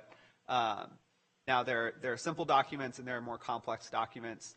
Just Appraised is able to sort those into different buckets. So there's still complicated documents that require a more in-depth review. And our goal is to sort those so that they're easy to identify, so they can be worked by more experienced staff members. And then there are documents that are simpler where most of that is complete and it's a quick review and push. And so those documents, are able to stay more caught up on. And the idea is that at some point in time, a percentage of those you might actually be able to fully automate. And we do have some customers that are doing that. Some counties are doing that. Giving us more time to actually work on the more difficult documents. Understood. Well, I would just say then, Chairman, in conclusion, for my thoughts on this, but I know from former supervisor and now county assessors, Mr. Bestelaris, on down to staff and Joaquin Rizvi, all of you are a fantastic team utilizing this AI, utilizing our technologies and becoming more expedient and efficient and effective. But just from the top down in the organization, this is impressive to be an industry leader and showing this this major step forward. So thank you. I appreciate this presentation. Any other questions? I would agree that one of the things that I really appreciate from our department heads is technology advancement, as not only improving the accuracy and the efficiency, but also assisting the staff to accomplish more in less time. And that's really the key. And I think that's probably one of the things that I always appreciate about Assessor Bestaritas and other department heads, because they have really worked hard to provide that innovation to advance the efficiency of our county departments. So I want to thank all of you for your work. Look forward to seeing the continuation and improvement upon this processes. I do have one quick question. I know that it was briefly mentioned that full staff. What is the situation with the assessor's office as far as staffing? Do you have sufficient staff currently? And the reason I ask that question is because with other departments, we've had conversations as far as retention and recruitment. And this is obviously, as all departments are important, but this is one that obviously needs, because you talk about the amount of revenues generated by your actions, it is important that we do our job in a timely and accurate fashion. So what is the status of that, of your department? Without getting into too much detail, we've had several members of actually the team that's working on the deed processing out due to COVID for an extensive period of time. So it's been difficult maintaining the staffing levels. So the staffing levels have been inconsistent. When everyone's there, we're able to do the 4,000 deeds per month.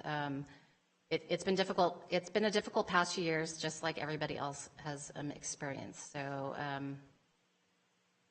like I said, without saying too much, without getting into the details of the personnel side of it, that's okay. I don't expect a budget presentation.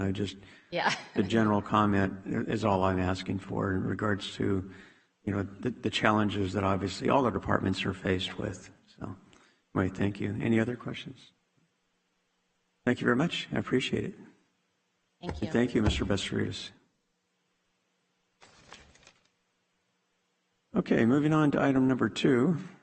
Discuss one voice trip travel to Washington, D.C. Supervisor Patty.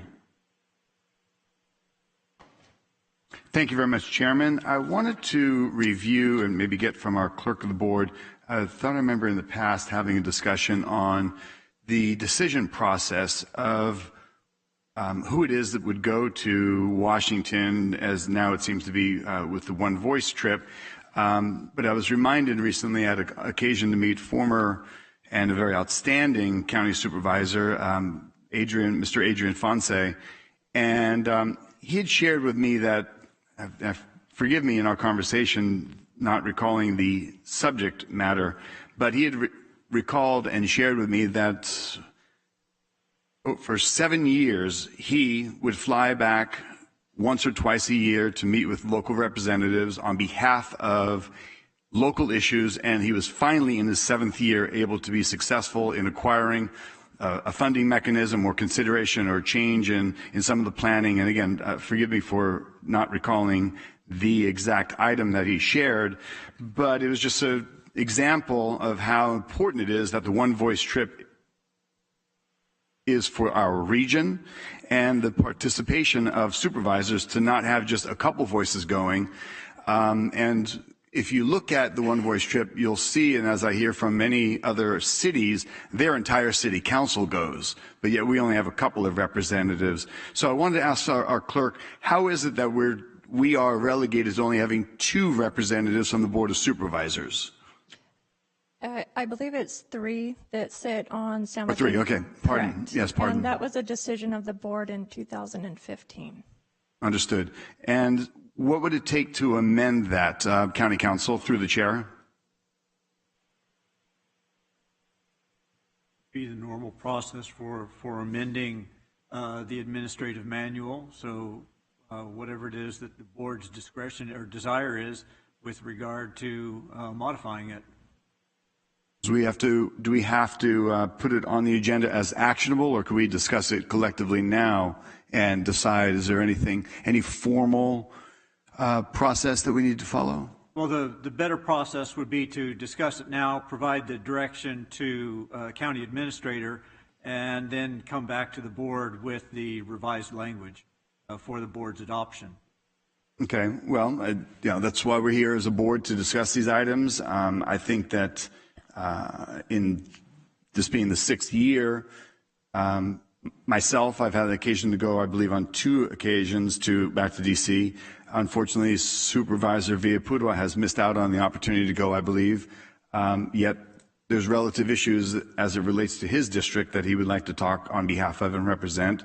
So, throwing this discussion open to the board then, I believe it's imperative that if a supervisor would like to go and participate, and maybe not even restricted to only a one voice trip, but going and speaking in Washington to our representatives on behalf of whatever topic may be very pressing for their district or something that they find of high value, I believe that should be approved and willing, allowed for participation. So I don't, Chairman, I throw it back to you, but for my take on this, I believe all supervisors should have the opportunity to participate. Supervisor Miller. Thank you. The one voice trip is a very specific trip. It's organized by the Council of Governments, and its focus is very much, I won't even say very much, it is exclusively on transportation matters. And the team is put together with representatives. COG pays for half of the travel costs for COG board members. So in our county, whole city councils do not go on this trip. I've been going on this trip off and on since 2009 or 10, I think. There's never been an entire city council that has gone on this particular trip. There are other agencies that also periodically plan for federal lobbying visits. Flood Control Agency regularly has done that.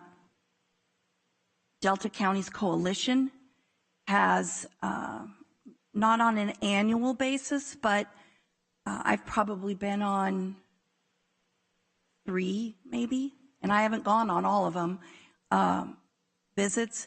But in every instance, they're very focused lobbying visits. They have a specific goal in mind. We have also done individual visits on the county, on behalf of the county, for specific reasons. And those are not limited by representation on any specific outside body. Those have been sometimes in conjunction with another visit. I have spent a day with our federal lobbyists, with former Supervisor Elliott, who was not there with another outside group, but specifically went back to meet with federal agencies in regards to the VA medical facility. And I was there with another agency, stayed over another day, and the two of us spent a day with our federal lobbyists, meeting with various staff people to talk about some quite specific county needs. It was actually on that visit that we secured a commitment from HUD for a technical advisory grant to provide assistance on expanding the continuum of care in this county. So I was there talking with some different staff people about homeless issues. Supervisor Elliott was there talking about veterans issues. None of those kind of visits are limit supervisors by representation on outside agencies.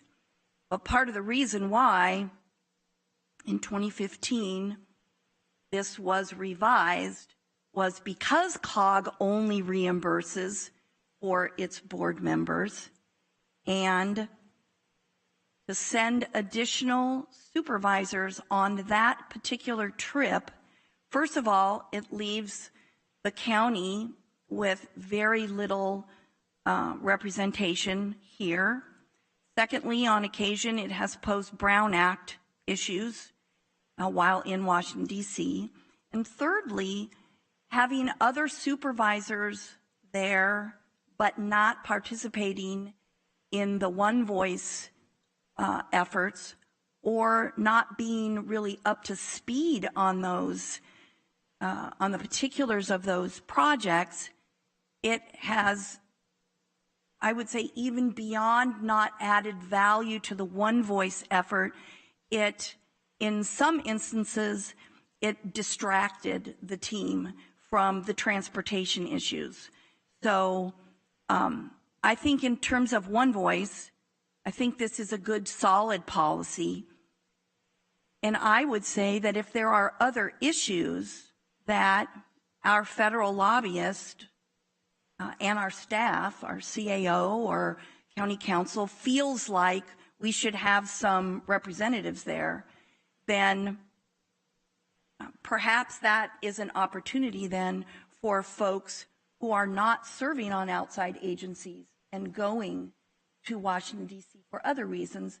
Maybe that's the opportunity for those folks to go and represent San Joaquin County in Washington, D.C. On those trips, though, we are 100% paying for all the transportation, all the food, all the lodging, and these are expensive visits. I mean, the hotels in Washington, D.C. typically are $400 a night, I would say, on average.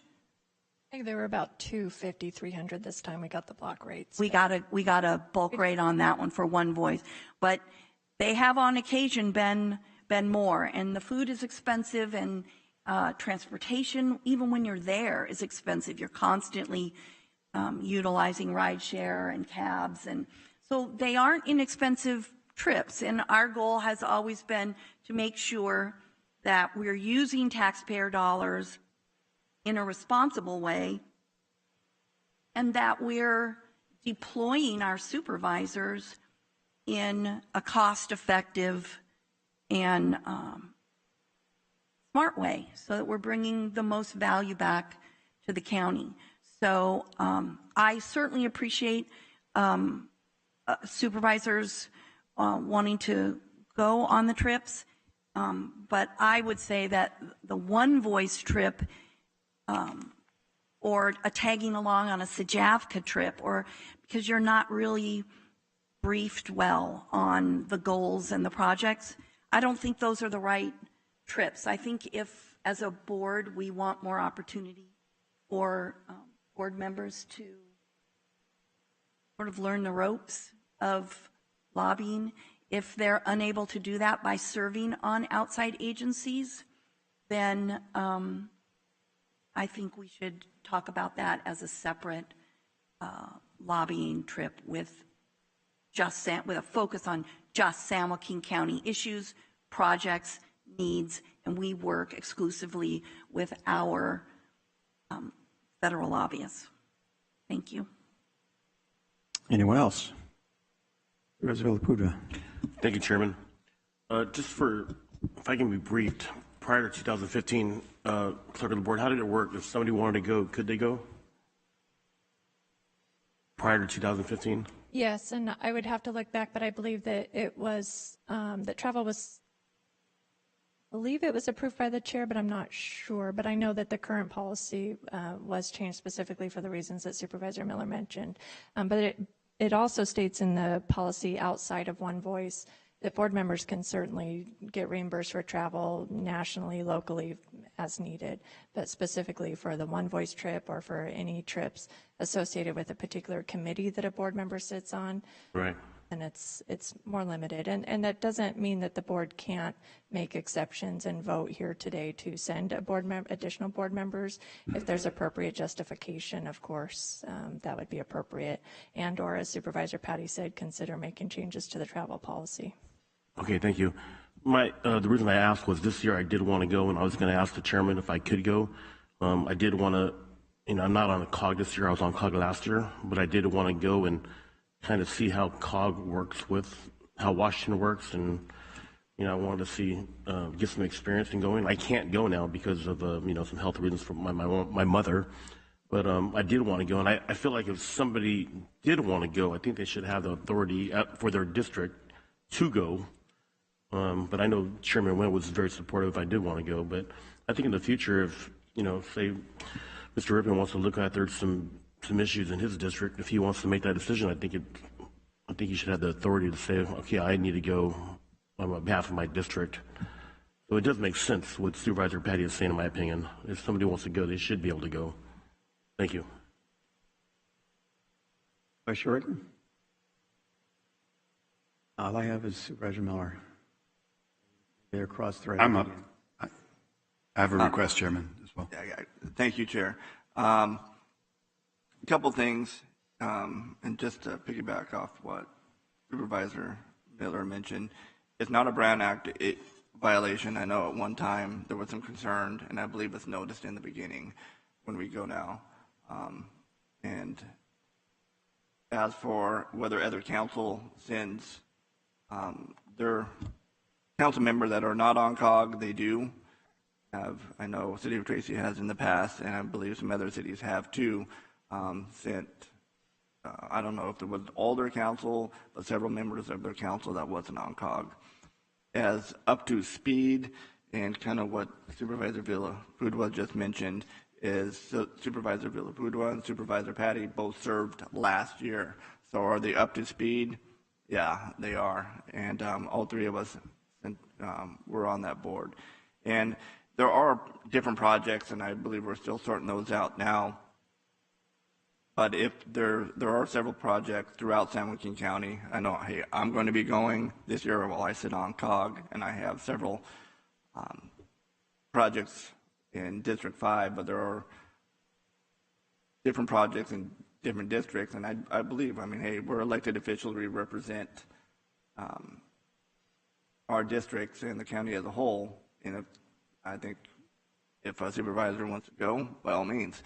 And the only difference is that Supervisor Miller is stating, I know COG pays for the first two or whatever it may be, the flight and hotel, but you're looking at a couple of $1,000s for a supervisor to get millions of dollars in transportation funds, and that's the reason we go back there, is you look at the transportation. But there has been times when I know I was up there when the other supervisors that were there, and they stopped at the VA to lobby for regional facility funding and construction. So if you're not on a particular project, for the transportation project, I mean, we don't all sit on the same project, that if you do have downtime, which you do sometimes, but I will tell you this, from like 8 to 5 p.m., you're at the Capitol or talking to congressional representatives or your Senate representatives and Department of Transportation, so these federal agencies. So it's a very, very, very busy time. And, to be honest too, is, if you have a supervisor present or 2 or 3 supervisors present in a meeting, I mean, I think it looks very well for your county, having 3 elected representatives along with the council members or department heads. So I think it's worthwhile to look at it, and if the supervisor wants to go, by all means. Again, one of the main complaints that we all receive here on the board, and I'm sure, and it feels like, well, we all received complaints about traffic, about infrastructure, our roadways, and this is an opportunity for this board to go talk to our elected representatives and ask them for funding for these problems that we all experience. So I say, hey, if a supervisor wants to go, by all means, let them. That's it. Thanks, Chair. Supervisor Patty? Thank you, Chairman. In conclusion, as Supervisor Miller pointed out some valid points of why or why not to go, but I would counter with a couple of factors. In the past, I've shared Manteca with a prior supervisor and current. Now I have all of Manteca, and that Highway 120 bypass continues to be a problem. And when I engage with those that I represent, they ask me, what am I doing? What's going on? What's the progress? What's the update? What can we expect? And I'm not participating in those for those that I represent. So that's, a counterpoint in just that specific area. Sajafka, I was on that for a couple of years, and that's when I was able to go back on those trips, I believe, on 2 occasions. Arguably, I represent some of the busiest and most active and perhaps even the largest segment of the San Joaquin Delta River waterways. Myself and Chairman Wynn, I think, split up a lot of the Delta. And yet I'm not on Sajafka in an active role, and I don't speak on behalf of those that live on the water, are affected by the water or the policies. Yet when we go back to they go back to Washington, I'm not participating, and I'm not able to answer nor engage in any informative manner or share with them the representation I've given on their behalf as their elected representative. So I think there's many reasons why someone may go. And as far as catching up to speed, I think we're all able to be quick studies and validate and confirm. And as Supervisor Vice Chair Wickman says, by us being there, I've seen that people appreciate that the county supervisor is present and engaged on the subject. And if there's more than one supervisor engaged, I think that further validates the importance of a role. So all great points, not to negate any of them. But I believe a good policy going forward would be at our own discretion. And then Supervisor Villaputra pointed out that in the past, the practice was based on or chairman's approval. We've changed that policy. We know that the chairman has no more authority over any other supervisor. So I believe we should amend, County Council, we would amend anything going forward that it would be a supervisor's discretion if they want to go, not the chairman's discretion, because the chairman just rotates every year. Each of us have been a chairman, so we would approve or not approve for ourselves, I think, at any given time. So those are my thoughts on it. I appreciate the discussion. So through the chair, just to clarify, at this time, the travel policy does still require the chairman's approval for board member travel and the auditor's approval for the chairman's travel.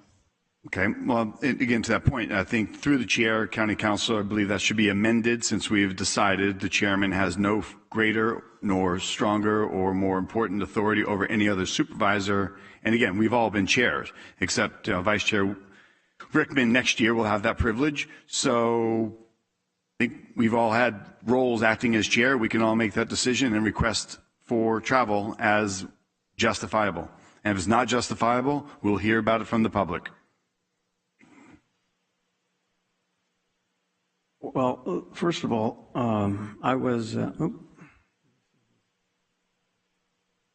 Miller, are you up again? I was just going to say that I think if the board opts to do this, these travel authorizations should be approved by the full board publicly. I think just in the interest of transparency, the policy is that it be justified, and I think it will eliminate a lot of problems for everyone if those justifications are stated publicly and then approved by the board. So. Thank you.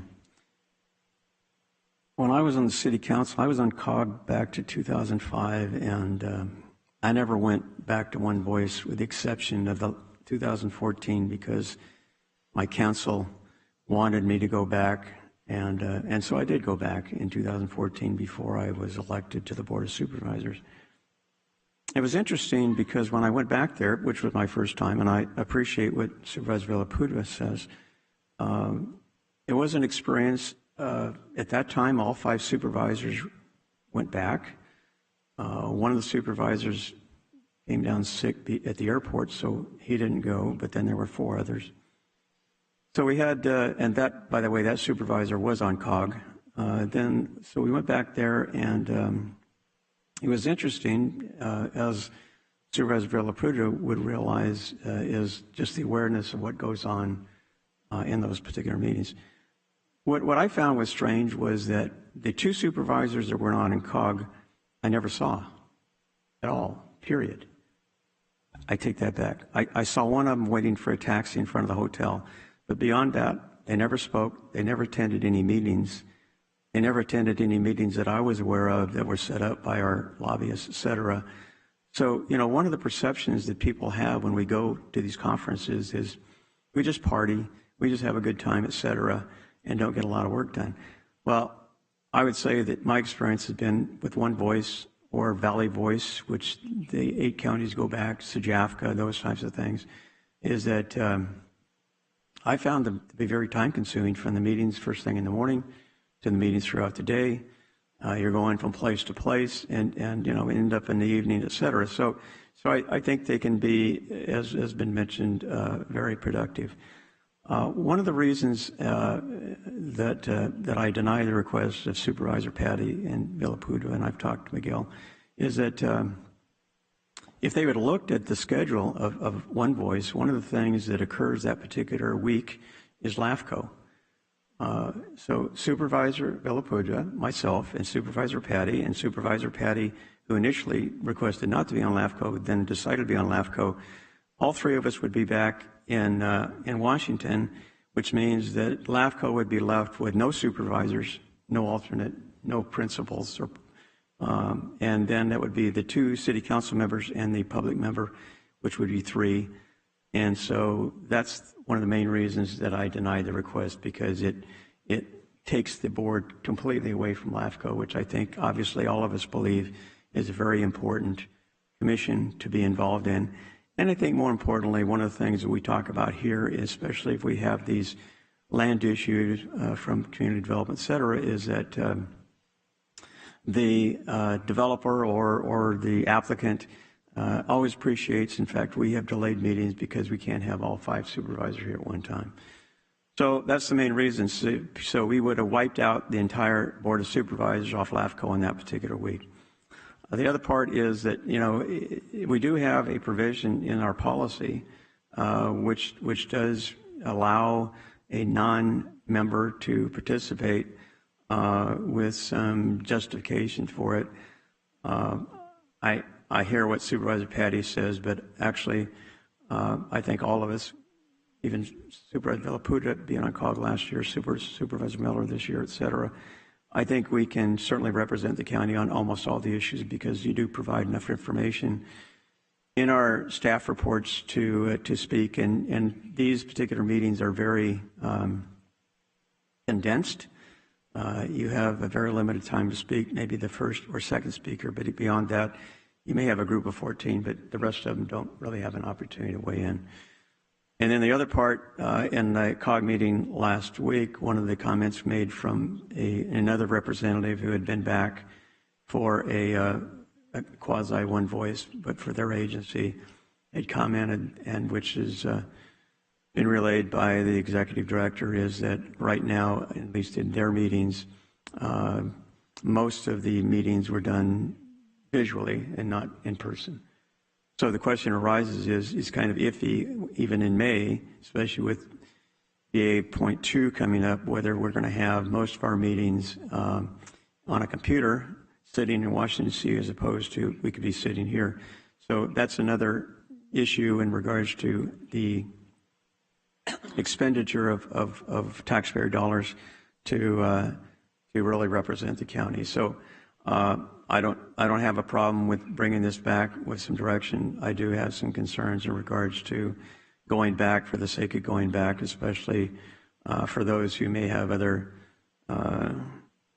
motivations for making this trip. But again, I have no problem with the board bringing this back for a discussion.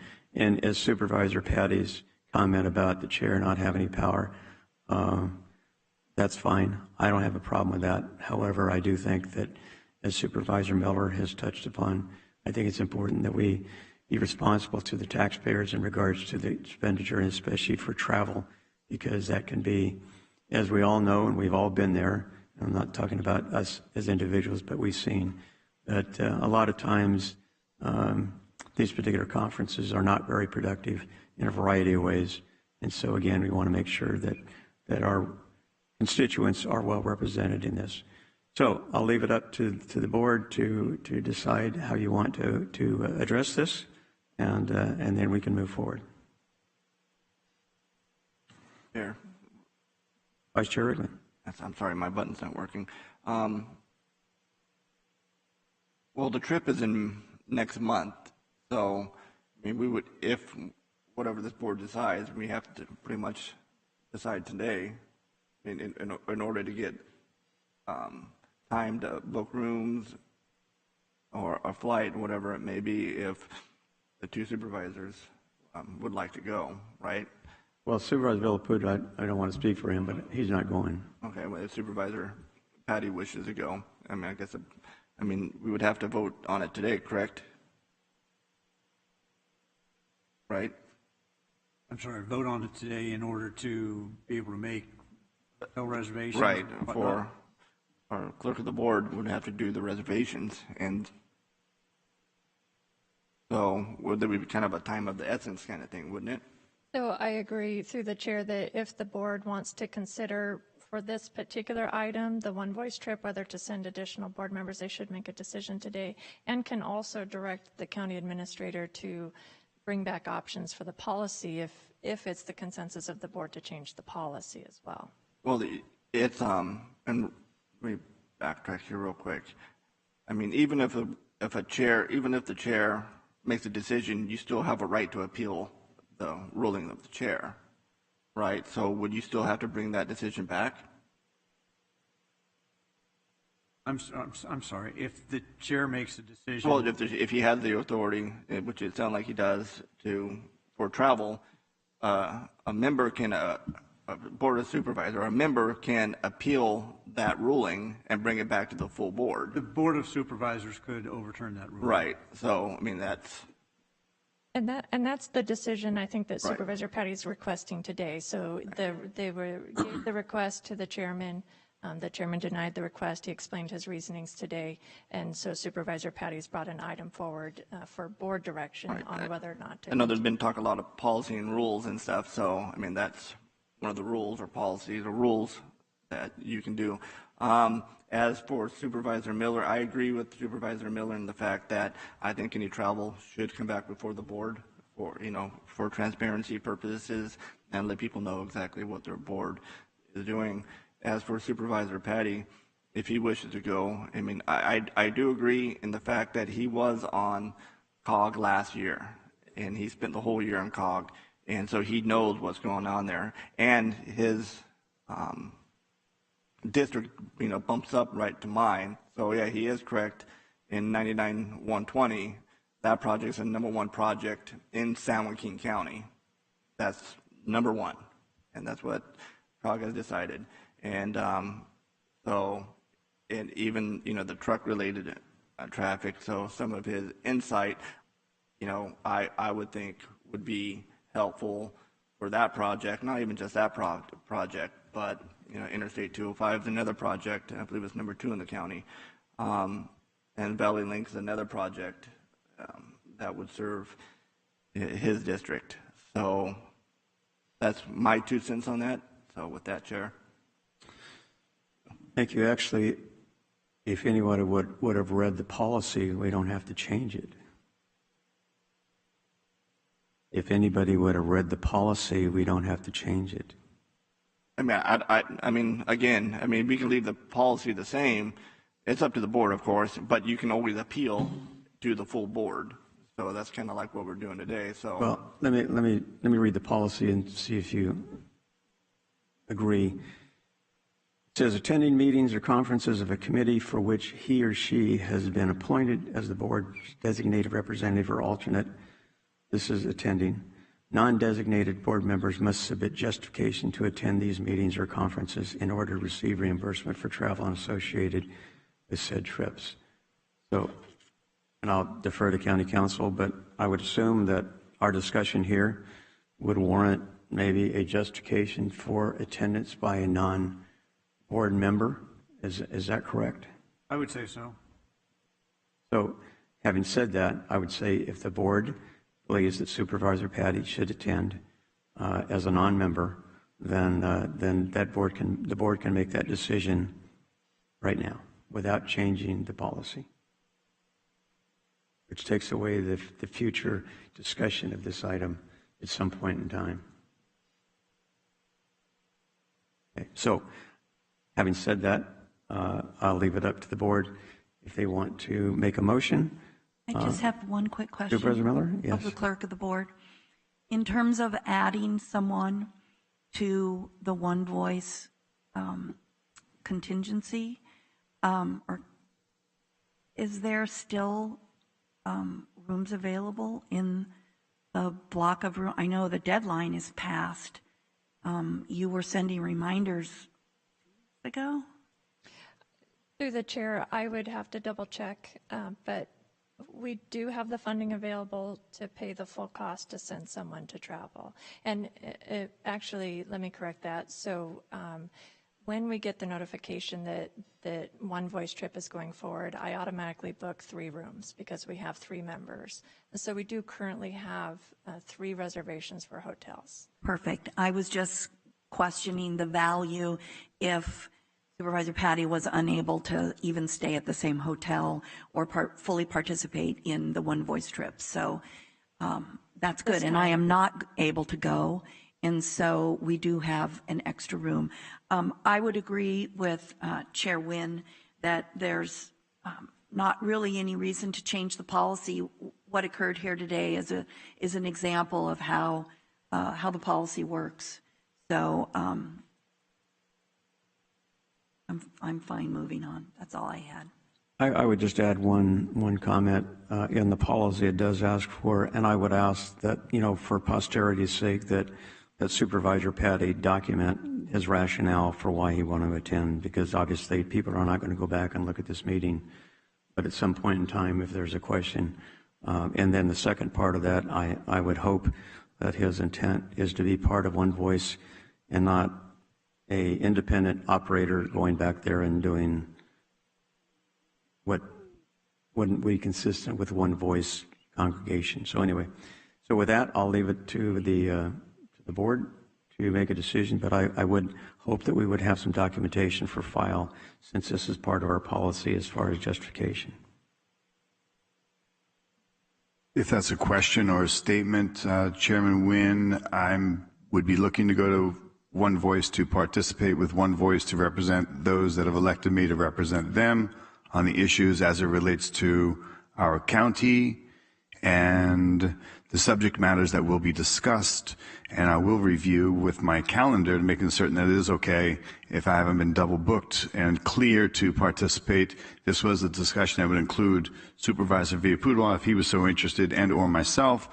But going forward, I think you'll see me, if I am able to make it, you'll see me present, you'll see me engaged, and you'll see me active in every capacity of whatever One Voice is doing, especially as it relates to those concerns for the people that I've been elected to represent. And then further, just in closing, through the chair, County Council, we've had a nice, very healthy conversation, which is fantastic. Each supervisor has brought up different points. If there's anything we want to bring back for discussion and amendment to the current policy, and especially the discussion where the chair, as our current chair, recognized that he's fine with not having to be the authority. Supervisor Miller and Supervisor Rickman both brought up the point and validated, and I would agree that if there's an interest for travel, it could come from the board. and through board approval, that's fine. I'm fine with that as well. So I think you got some great talking points to this discussion. Glad we've all engaged on it. Thank you, Chair. Okay, I'll leave it up to the board. Are you going to need a motion, or how does that supposed to? I would say we need a motion.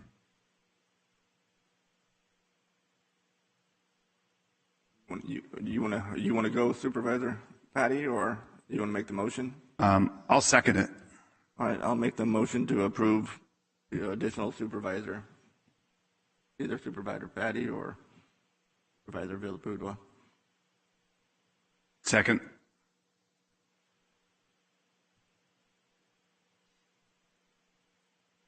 Yeah, that's to the one voice trip. Specific.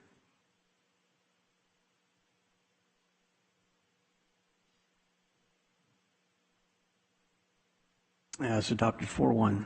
Thank you. All right, moving on to the next item.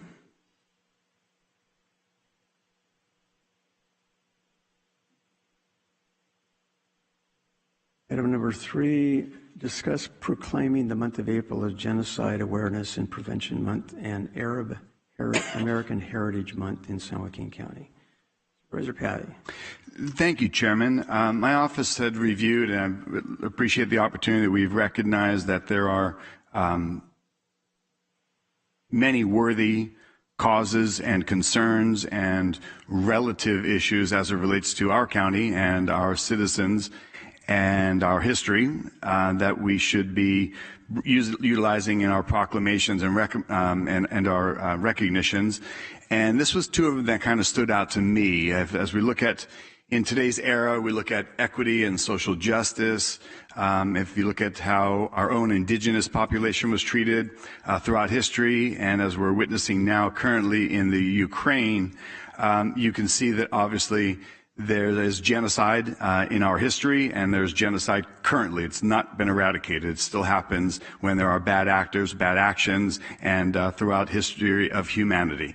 So we did a little research put together, and thank you to my Chief of Staff, Mike Anderson. I'm bringing to the board in consideration that the board have a discussion on proclamations that have ties to San Joaquin County.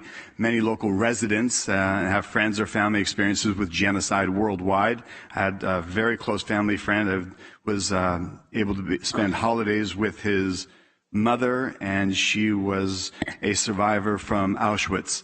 And during the holidays, she would oftentimes share, and she would cry, and she would reflect on the many things that she lost and experienced and witnessed, left an indelible impression for me, and it's one of the reasons why I wanted to bring this forward. And that has a lasting legacy in our lives.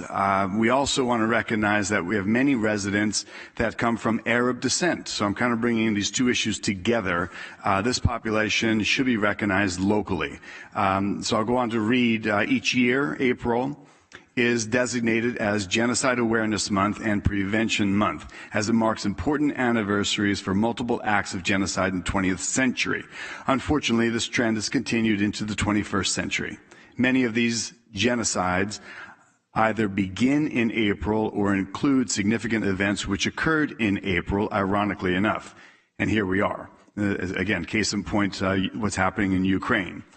Throughout the month, individuals and organizations join together worldwide to commemorate and honor victims and survivors, educate the public about past and contemporary genocides, and advocate for prevention against future mass atrocities.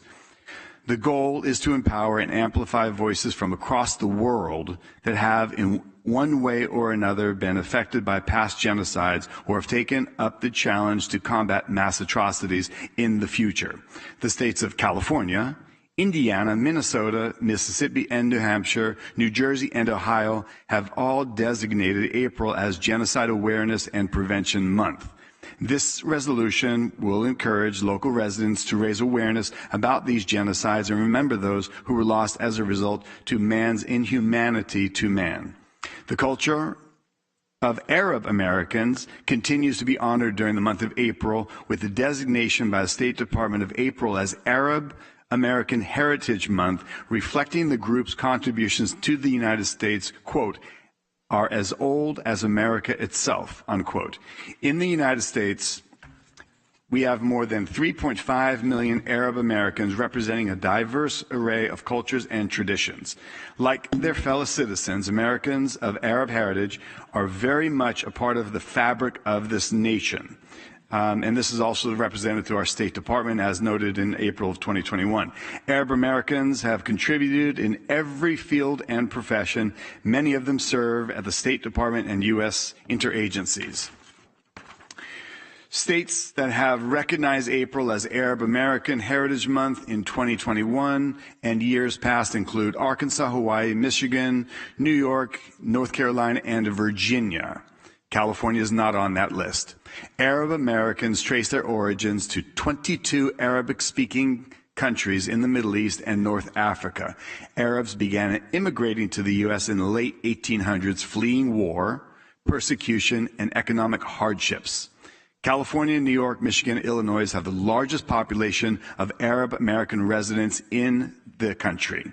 So I wanted to bring this forward, and I think this is, again, a great opportunity. Last year when I was chairman, Supervisor Miller had a couple of items she wanted to bring forward, and she had the opportunity to do this in the discussion item, as I have now, and I appreciate this opportunity to speak now on behalf of these two causes I think are worthy for this county to recognize. So, Chairman, this is what I had to bring today. Through the chair, Madam Clerk, if we wanted to include this as an official proclamation, or what was the process as it wasn't recognized that there was any Holocaust survivors here or family members or anything that was identified through organization, nor was there any local organization that made a request for this recognition, much like when I was chair. I'm bringing it forward as a discussion item. What would be the action or course forward, or is this just the best we can do is just share and recognize, myself in my position, these two topics? So we had a limited time, but we did try to find an organization or people in the community that might have an interest in this. I reached out to organizations up in Sacramento that serve the Arab American community, and they weren't aware of any organization in San Joaquin County. That being said, there's nothing that could stop the board from making a decision to add these proclamations each year and read them under recognitions and presentations. However, that period of the agenda is typically meant to present that proclamation to an organization that has come here and is going to speak about whatever they have going on that April. So if we don't have an organization like that in the county, but the board still wants to make this proclamation, we can continue to do it under discussion. If the board does want to put it under recognitions, we can certainly do that. And then through the direction from the board today, if that is the interest of the board, then next year when it's requested, we would make the proclamation and put it on the agenda as directed. Excellent. So no further action is really necessary, or unless we need to officially recognize what I've just offered, and then it's available if somebody in the future wants to. So currently right now, because the guidelines say that no proclamations will be issued for organizations, events, or matters without a direct tie to San Joaquin County, and that's why we didn't prepare proclamations for this item. But you've brought it forward to discuss it and bring it to the attention of the community as something important to you, as you mentioned, and some of the constituents that you've experienced. So if the board does want a proclamation made for this without an organization, event, or matter that's related to San Joaquin County, they can certainly direct me to do that. Excellent. And then in closing, Chair, my thought on that is I think it's important that we have recognitions, even though there may not be an organization that has made that request. I think we as a board decided that no one supervisor has authority to stop another from bringing forward recognitions and proclamations. And so this was two of them that, although our current policy didn't have a local organization, I found this to be worthwhile because if you look at American history, you look at our regional history, this is all very relevant to what I believe would be important fabrics of our history and our society moving forward in recognition and a tribute to these two organizations in particular, or these two I guess, for lack of a better word, the discussion of these two potential proclamations. So thank you, Chair. That's all I have at this time. And through the chair, if I may, I think Supervisor Patty brought this forward as a discussion item. I think that's appropriate, and it allows supervisors to bring attention to matters that are important, maybe to their district or to them themselves. The purpose of preparing, that proclamation, putting it into a jacket is presenting it, and if there's no one to present it to, then this is, I think, a better method for supervisors to bring attention to the events and the issues or matters that are going on that are important to them. Okay, Supervisor Miller? Just a quick question. I know on occasion I've seen proclamations or recognitions that were just on the consent calendar. Those are brought forward by departments. Okay, thank you. That answers my question. And they now have the option, if they wish, to put it under recognitions. I think, as I said during the presentation of this, it was the will of the previous county administrator, Mr. Lopez, to not have department heads at the top of the agenda coming in to receive the proclamations, but have done away with that, and they are welcome to come in and be recognized and speak to what's going on in their organization or their department. Thank you. Vice Chair? Need to get you fixed. I got some technical difficulty. I just want to clarify so that for my own information. So if we're going to bring a proclamation, can any board member, like city clerk or county clerk, can we just go to you and say, hey, we want to put the proclamation, or do we have to bring it to the board? Well, the request comes to the clerk of the board's office. I review it to make sure it's consistent with the guidelines, Right. and then that's how we determine how it's going to come to the board. So, for example, this request came as a proclamation, and I worked with Supervisor Patty's office to try to find a local organization that does it in King County. And Well, my question is, so we don't need to get approval of the board as long as it follows the policy. correct. Right, so it doesn't have to come over, step one, come here, and then step two. And a perfect example of that is the National Poetry Month. So that was the third Okay, request by cool. Supervisor Patty. Yeah, I just wanted to get clarification on my end. Yeah, no, this is not, they don't all come this way. All right, thank you. Thank you. Quick question. In our policy, this is to the clerk of the board. Policy says San Joaquin County Board of Supervisors is honored to acknowledge local organizations, events, and individuals in a variety of ways, from recognition, regular board meetings, ribbon cutting events, etc., which to me denotes that our recognitions are really tailored towards our county, period. I mean, I can think of 1,000 different causes that are global that I can probably find one individual in this county that may be represented. So it would seem to me that we've kind of expanded our focus beyond the local events, individuals, et cetera, which I really appreciate Vice Chair Rickman bringing the nationally recognized wrestler to us for recognition. And I guess my question would be, it seems like we're getting way out there in regards to these international causes, which really, I don't have a problem, for example, doing a recognition of these particular organizations on consent. And if a supervisor wants to then pull it and make a comment, that's fine. But having to go through the process of always trying to track down somebody to appear seems a little bit labor intensive. And I guess my question would be is, it would seem like some of these organizational recognitions would be better served in regards, not denying the opportunity to recognize them, but be better served on the consent calendar for individual board member to pull and to make comments recognizing them, as opposed to a proclamation and having to go through the process of trying to track somebody down somewhere in this state or country that would be recognized. And I think the other part, it kind of dilutes what I believe has been really important to the Board of Supervisors is really commending local agencies that really contribute to our county and our residents, as opposed to those who really have no direct effect upon our constituents. We can all believe in preventing genocide. I mean, obviously, currently the Uyghurs in China, that we can talk about, past atrocities in regards to the Holocaust and all those things, and that's fine, and I have no problem with recognizing that particular aspect, but continue, creating proclamations.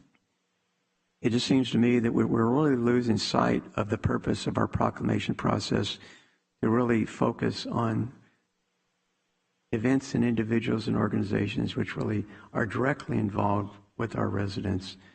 And that's my concern, is we're kind of opening Pandora's box, and I can only imagine, a continuation of these particular requests.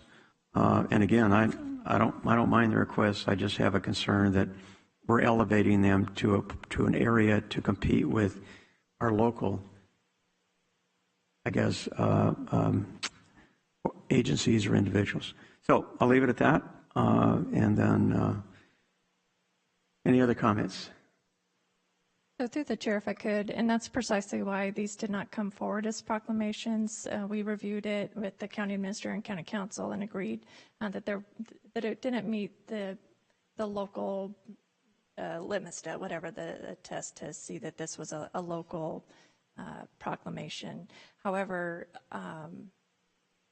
the board may want to discuss whether or not proclamations that don't meet the guidelines come as a discussion or come as a consent calendar. I think that's a good discussion to have.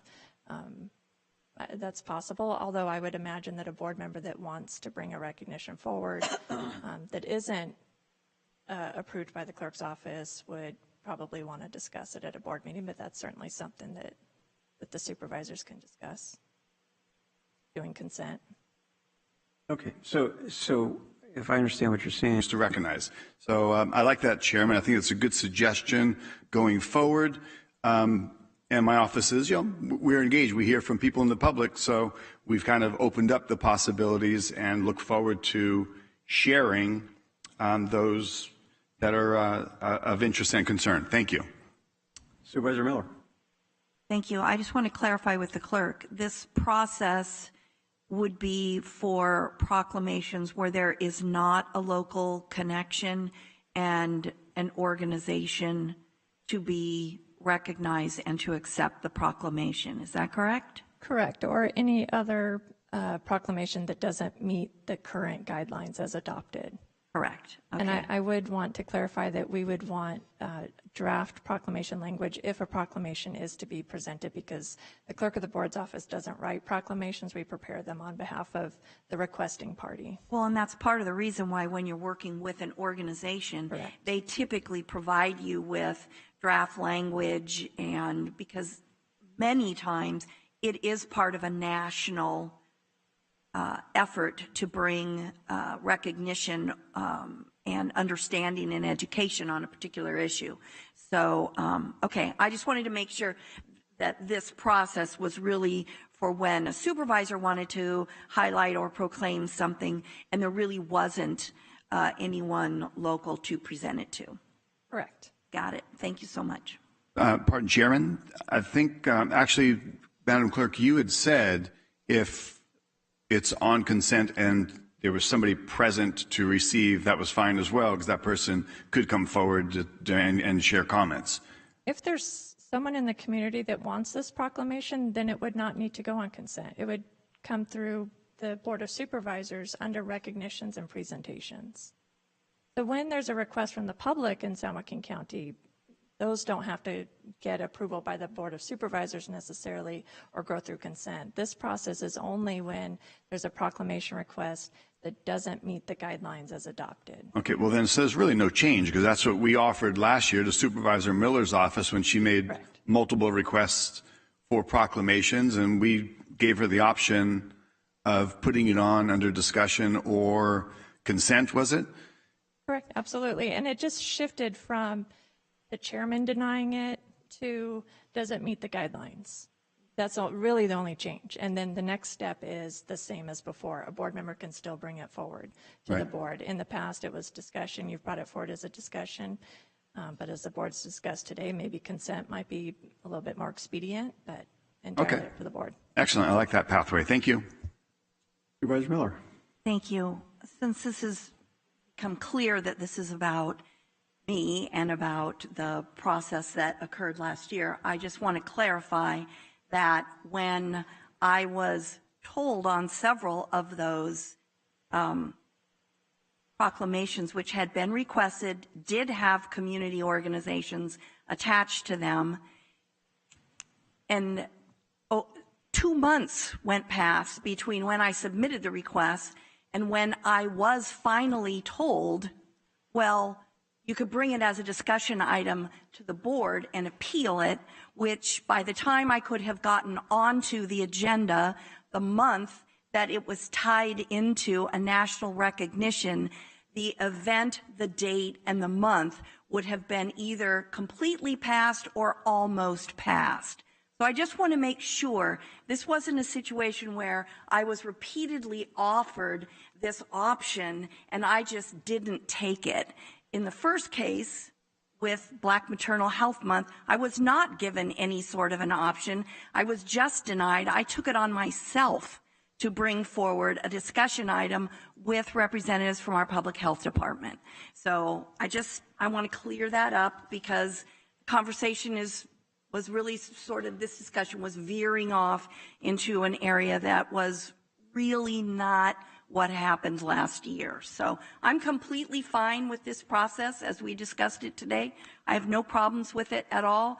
I think as long as we're bringing forward requests for proclamations that are attached to organizations within our county, I'm very comfortable with the existing criteria, with the clerk and the CAO and county council making that decision. I have no problems with it at all. Thank you.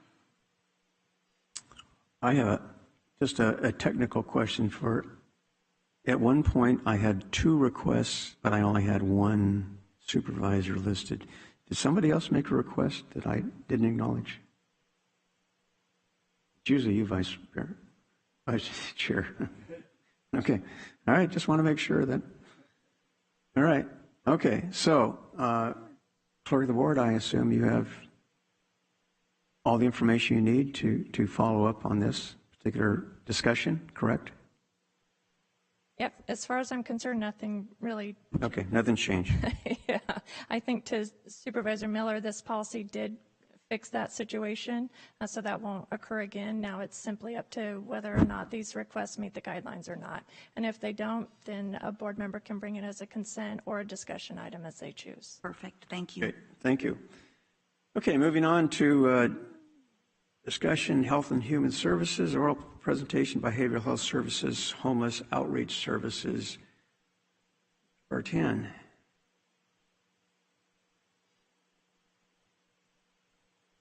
Brought a whole army with you.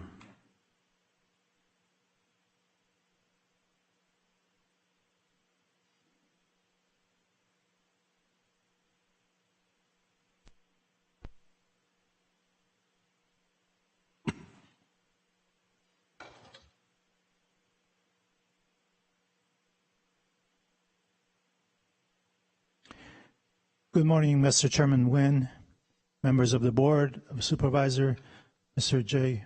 Welverdine, and Mr. Miles. Thank you very much for the opportunity to be here this morning. Our focus today is just bring you a presentation regarding our behavioral health homeless outreach services. As you know, that behavioral health has multiple outreach services in our community, and they've been very much active serving the homeless population, specifically a lot of focus on trying to house the homeless mentally ill. With that, we thought bring you a highlight of those services, as well as bring in some of our staff who are actually in front lines doing that work. So with me, I do have some of the staff members. So, of course, the Behavioral Health Assistant Director is also here, Ms. Kara Dunn. Ms. Betsy Rose is the Deputy Director for our Justice and Decriminalization Division. Jennifer Sproul is the Chief Mental Health for our homeless teams. Mr. Dennis Butner is our homeless outreach, and Jamie Miran is also mental health specialist in our homeless outreach teams, as well as San Lu, mental health specialist with our whole person care. So with that, we'd like to present to the board a short presentation, and then if there are any questions, we have direct staff here that can also help answer questions for you. Thank you. Thank you.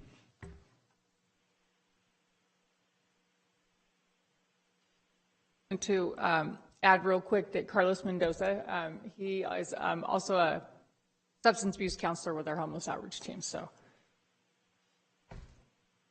okay, thank you for having us. I'm actually honored to be here to be able to share the good work that our outreach teams are doing in the community and the impact that we're having. So I know oftentimes people think of the homeless and they automatically point to behavioral health services, and so we have a wonderful partnership with many of the community organizations, and so and some of this will depict that. So I appreciate your time.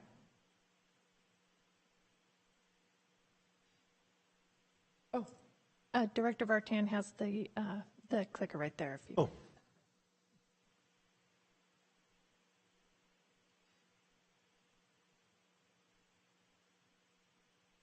This should not be in my hand. I'm telling you that right now. Okay, not good. So the first slide that I wanted to be able to show is just, like I said, oftentimes we are considered we do all the homeless outreach. And so on the left side, or my left, I wanted to list our outreach teams that we have, which are whole person care, law enforcement assisted diversion, which typically is referred to as LEAD, and then projects assisting transition from homelessness, which is PATH. On my right, our partnerships that we have, which we'll go into more detail on another slide, but that we work very closely with and on a regular basis, and also have participation in a lot of the committee meetings. Oh, that is me. See, told you. Okay, so just to get started, our overarching objectives. So when we go out into the community, our approach is to always outreach to pretty much anybody that is homeless or that is at risk of homelessness or is chronically homeless. We provide engagement that can be in the form of multiple encounters, a lot of follow-up before we're able to even really link them to services. When we go out there, we immediately, when we start having contact with individuals, we immediately start just kind of assessing their situation, doing an evaluation, taking a look at how, obviously how they live, because believe it or not, all homeless people live a little differently. What are some challenges that they might have in their life? So we start that screening process right away. Of course, our target population, like I mentioned, is homelessness. With each one of the programs that I mentioned, they were all developed with some specific criteria regarding the target population, but for the most part, everybody will be homeless. When we go out, we always want to increase awareness. A lot of times the individuals we come in contact with, they're not aware of the services that are out there for them. And then also, we want to be able to support them through that process. We know that when we go out in the community, people are not just going to typically willingly walk into services. So our responsibility and what we take very serious is being able to connect them, provide support, and then also navigate that system with them. When we firmly believe in giving a warm handoff. And for us, that's just not one time. That'll occur multiple times in order for it to be successful for the individual. So again, just more with our approach. Our work is out there in the community. I'm oftentimes not so much here, but oftentimes just saying we can't expect people to come in for services. We can't schedule an appointment and expect for them to show up. So our teams, we call it the IT factor. Everybody that is on our outreach teams has the IT factor. And that's the whatever it takes. It's doing whatever they have to do to get that person to connect with services. We mentioned the no wrong door approach. So basically we have 3 teams that oftentimes will go out, but if say whole person care connects with somebody that doesn't quite meet their criteria for their program, it doesn't matter. We still connect with them. We get them linked to the appropriate outreach team for them to receive services, and we take on that whatever it takes approach.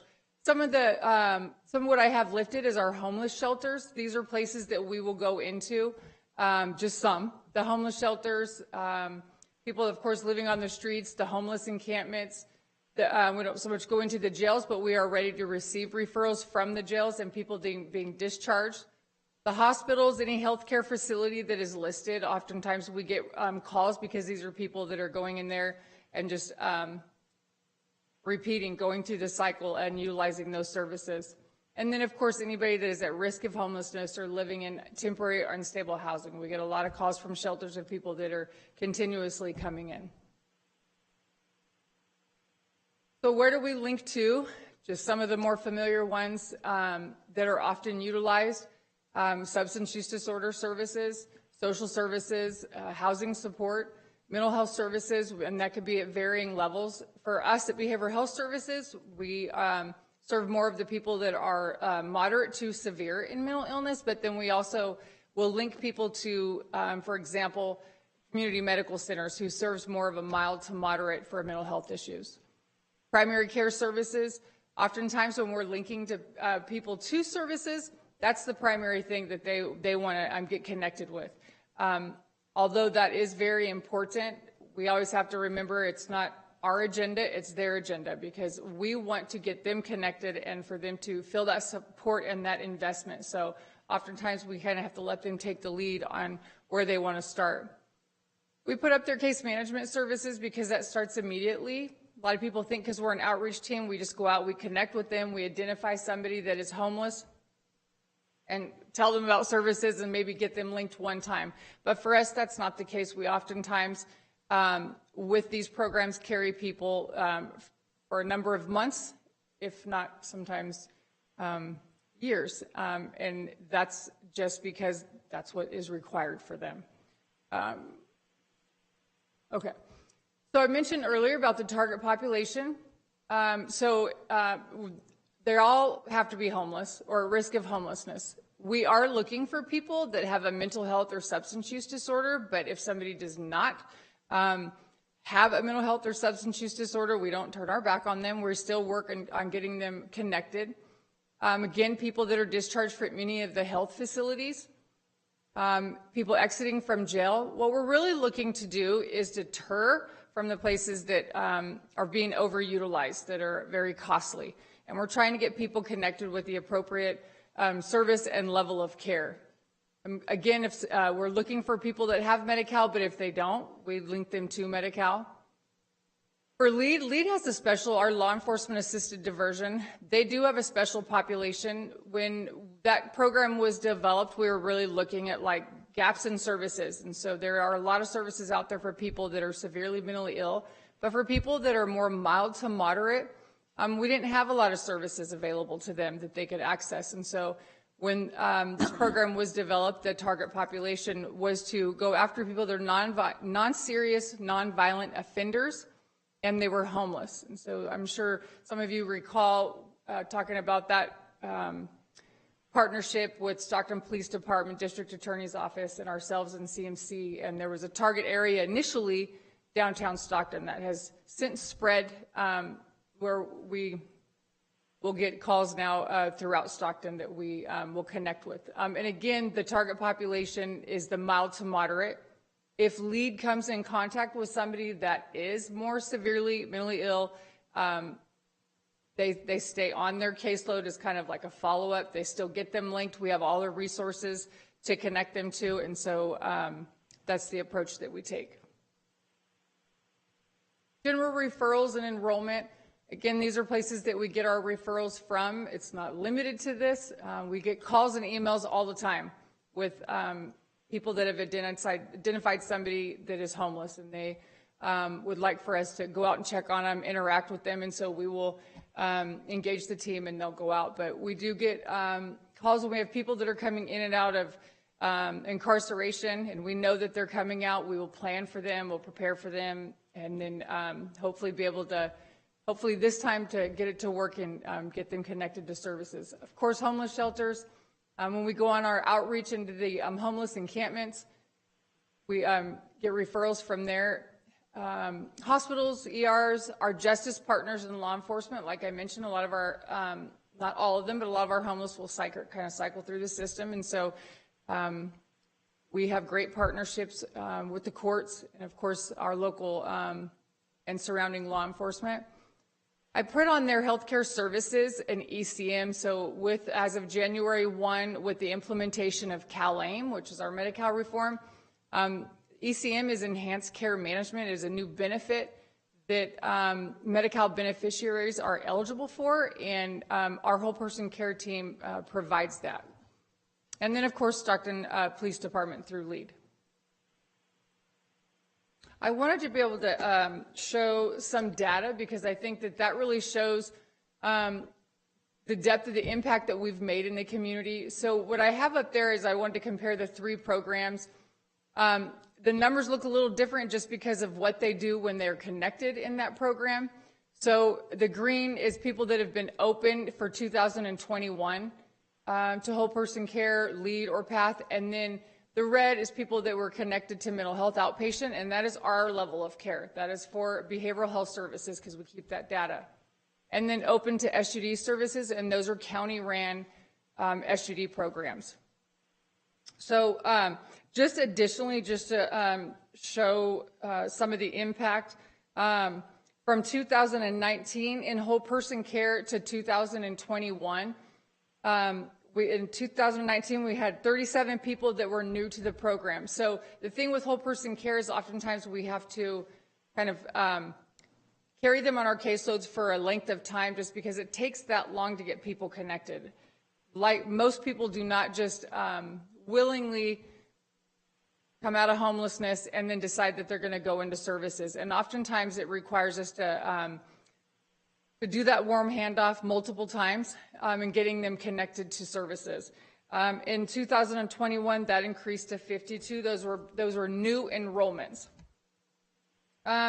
We've received 112 Stockton Police Department referrals. LEAD is unique in that they only carry a caseload at one time of 25 individuals, and that's because of just the wraparound services that they receive. But they have received 112 referrals from Stockton PD, and this given year for 2021, when it says they had 43, we always have a follow-up. So there's people that are doing well, but we still want to keep track of them. And then there's people that are not doing so well, but that doesn't mean we stop working with them. The team will make a decision, and the team is Stockton PD, CMC, and Behavioral Health Services. And LEAD, and they'll make a decision if they want somebody to go on the follow-up list so they can take somebody on that might be a little more serious and want to be compliant with the program. And then PATH. So in 2021, they had 169 opened on their caseload. Now with PATH, they probably do the most outreach. And so we wanted to just show they had 622 unduplicated contacts and then 1,309 outreach contacts. So those are ones that we have documented. There are a lot of contacts that get made that do not get documented. They get referred to specific services, get connected with other programs, but they don't always get documented. So that was a number we pulled out of HMIS. I also wanted to, because I talked about just overutilization of services. So when LEAD started, we'd already had whole person care. PATH has been around for a long time. We wanted to start collecting data on those three programs, outreaching and then targeting specific populations and levels of care. So in 18-19, when we started the program, when we combined all three programs and started collecting data, we had 12.1% that was going, on average, that was going to crisis. And in 2021, we have decreased that to 4.6%. And then also for hospitalizations, we had 2.3% of individuals that were going into the hospitals, overutilizing that service, and we're down to 0.5%. And at any given time, we carry on any given time the latest data as far as December 2021 On average, we carry a caseload of about 278 individuals across actively that are open to us and receiving services. So it's working. It is working. It might seem slow going, but it's working. So just to show our collaborative partners, like I said, we go out and we outreach, engage, and provide linkage. We work to really build that trust and support, and that takes a lot of encounters. And it's a willingness to go out into where the clients are, meet them where they are, not be intimidated because of the terrain or how things look or how people live. And our teams and the people that we have up on the board, they're all willing to do that. We participate and collaborate, obviously, with the COC, Continuum of Care. Listed below are the committees that we sit on and actively participate.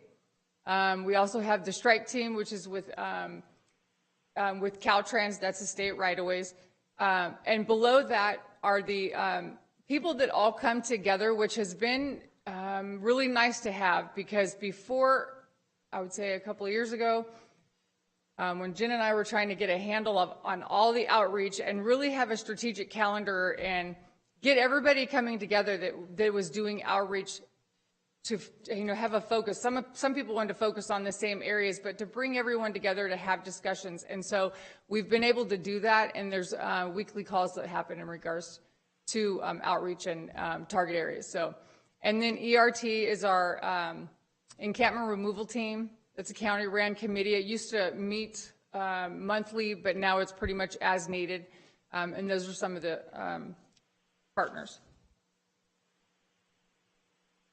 So for organized city outreaches, those are the outreaches that we have in the different communities, Stockton, Lodi, Tracy, and Manteca. We have on a regular schedule. We also go as needed. And we go into the other communities that I haven't mentioned, but that typically is when they will call or if they've identified a need there, and then we'll go out. And then our shelter outreaches, we have contacts that we make usually 4 to 5 times a week, just on a regular basis.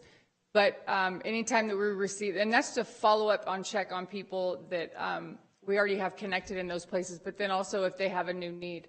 So we get calls all the time to go out to these places and check on, engage with somebody. So it's not always just 4 to 5 times a week. So this part I'm going to defer to Tony to review. We wanted to make sure and put that up there. But I don't know if you want to do that first. Thank you. I got it. Yeah, Betsy, 1 second. Yeah, thank you. And as Betsy mentioned, the programs that we just covered, we have designed these programs as such that we'll do a lot of outreach and engagement. And these are part of the continuum of care at Behavioral Health Services and with our other partners that are funded by Behavioral Health Services in majority. The outreach that is happening through this program indeed does work. The numbers do show that it does work. It reduces hospitalization rates, reduces social justice contacts. It reduces emergency room utilization. And we continue to expand these services because the numbers continue to be favorable. And within the same type of approach, of course, we have previously talked about our Inspire program, which is another outreach and engagement program that we came here last year and compared to the SB 1976 and Laura's Law that was being proposed for all counties. Our numbers continue to show better outcomes with in comparison to the data that we see from Department of Healthcare Services database for Laura's Law. So I just wanted to mention that we continue to provide that service under the approach and umbrella of our historical Inspire program, and we plan to continue to do that. Secondly, with the process that we are doing, one of the challenges that we have noticed is has to do with 5150 designations and how the 5150 patients actually rotate within the system and within our county. What we did find out is that the historical designation of San Joaquin General Hospital as 2 beds for 5150, based on a review and discussion, the discussions that we've had with the county hospital, we've seen that actually those 2 beds, although previously they may have had good intention for designation, they actually cause further issues and problems within that processing system. And one of the challenges that comes up is that the CCR in their Title IX, it does actually require certain level of disciplines to be involved in the designated facilities, and as well as the fact that if you're a 5150 designated facility, then your physicians are not able to use physician holds under Section 1799, which that becomes kind of challenge for the ER physicians. And what we see is that right now, combination of both happen sometimes, which they can't.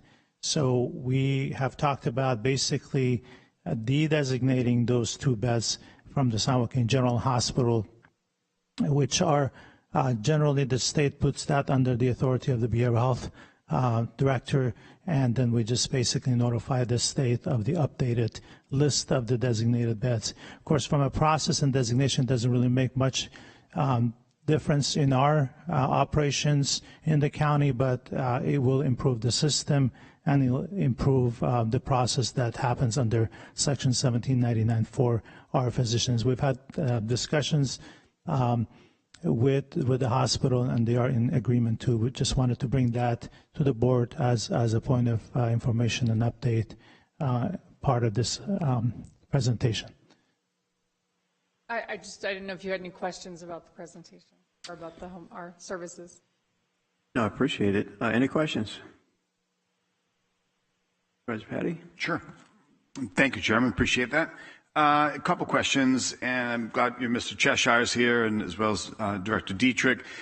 Just a couple general questions I'm uncertain who can answer. One of the first questions, about a year ago, when we put forward a homeless program to work in conjunction with the City of Stockton, some of the concerns that were brought up, and they're valid concerns, the ongoing cost. And Mr. Director Vardam, you had expressed the shortage of staff, the cost, the burden that it would be to participate, work with the shelters, and to handle something like that. And that was a very justifiable concern that a couple of supervisors felt was undefined expenses that would be ongoing, and therefore it wouldn't be worth us doing a homeless shelter without an identified revenue stream to offset the expenses, in particular as identified by you. How are we covering those expenses now? So the outreach approaches that you see in front of you, these all are part of various buckets of funding that come in specifically for that particular outreach team. And that's, as Ms. Rose mentioned, it's again that color of money, what it can do. Mm-hmm. So the services are mobile and outreach. So they're not stationed, the staff are not stationed at one particular homeless shelter. Once you designate staff at one particular location, now you're basically having to fund that FTE based on what the demand is, which will be in addition to the teams that we have now. The current teams are able to actually do the function of the mobile outreach and be present in the encampments and round in the current shelters. And of course, we see that as a less of an impact on the FTEs than having all of these individuals stationed in one location. The second component of the outreach is that, as Ms. Rose mentioned, we go to the individuals at the encampment, and that outreach process is very much successful because of the fact that a lot of these individuals, once we engage, we actually also take to the shelters. So the process works more collectively, and adding staff in one location, that's going to be a completely different budget item that we have to plan for. Okay, I don't At the time in the conversation, I do not recall the request to have staff there full time, but it may have been. But you do have staff that can go to the different locations on needed and address levels of engagement and such. Yes, and as it was presented, we do also make rounds in various shelters and encampments. Good to know. So, question, how many team members do you have that are in you've got different names for the teams, it seems like, but how many team members do you have out there on staff? You want to go ahead and cover it? Yeah, so, so we don't have obviously our whole team here because we actually had an outreach today in Manteca, so we needed to have some people go there. But in our PATH program that we have, we have Dennis and Cicely. We have 2 people there. So when I get through the list, you'll see all the work that we do with very little staff. Especially since COVID. And the partnerships that we've gained, or the collaborations, everything is just increased. And so, but we make it work. And then we have, in our whole person care, we have a mental health clinician. We have San, who's a mental health specialist. We have Carlos Mendoza, who is a substance abuse counselor. We have Joseph Escudero, who is also a substance abuse counselor. And we have 2 vacancies in that one, right? Oh, we just heard. Oh, Jennifer DeBlanco, that's right. She's also, mental health specialist. And then in our lead program, we have Jaime and Milani, and then we have an outreach worker who is actually, we just hired Giselle too, right? So I don't necessarily need the names. I'm asking for the numbers. How many people do you have in your outreach teams? Yeah, that was kind of helping me, not really helping you. Sorry. 20, 12, 30, 16? 5, 2, 3. 5, 2, 3. So 10. And there's vacancies. Understood. Yes. So let's say you had the opportunity to hire, if you could, hire 15, 20 more people. Is there state funding, any services, funding allowed? Because, you guys have an organized system and you're saying there are openings. Is there any state funding that's identified available? So again, depending on what team we put them in and what functions they have, we would have to look at blended type of funding to cover those specific team functions. And Supervisor Patty, I would just add, Betsy mentioned whole person care. Healthcare Services was the lead entity for that pilot for 6 years. With CalAIM, that's transitioning. And when I say as the lead entity, we contracted with the CMC and other entities, both within and outside the county, to provide services. Now I'm kind of on the other end of that, the managed care plans, Health Plan of San Joaquin. I'm a contractor for them. Our whole person care team, now we're going to start directly providing some of these services. There's a lease agreement that came to the board about a month ago. We're moving into lease space in Manteca, working with the health plan to get some incentive fundings for some capital. But ultimately, that team, that whole person care team, over a 3-year horizon, should be about 27 individuals. We are meeting with the cities because I can't provide the custodial aspect of the shelter, but some of the other care management, I will be able to draw down enhanced care management and billing from the managed care plans. And as Betsy mentioned, a whole person care kind of has filling in some different gaps, with behavioral health being more high acuity, severe and persistent mental health. If they don't reach that funding color of money, I think whole person care and some direct supports we're working to build will fill some of those gaps. And the biggest challenge, though, is actually staff. Is that correct? Yes. So we do have some funding available. Is that correct, Director Dietrich? That's correct. What Betsy and Director Vartan mentioned, as well as enhanced care management, where I will bill for these services. My team right now is really 4 people. We're trying, and like I said, we pivoted from being a coordinator to being a provider, working to staff up. Some of these are community health outreach workers. I think we have like 7 positions. I don't even have 7 people on a list to hire. Understood. Okay. And at some point you'll be putting out a RFP, or just open positions exist now? Or how's that working? Yes, there are open positions that exist with various areas of behavioral health services, and we have some additional services that are actually positions that are coming with the new budget. So our vacancy rate, of course, is extremely high.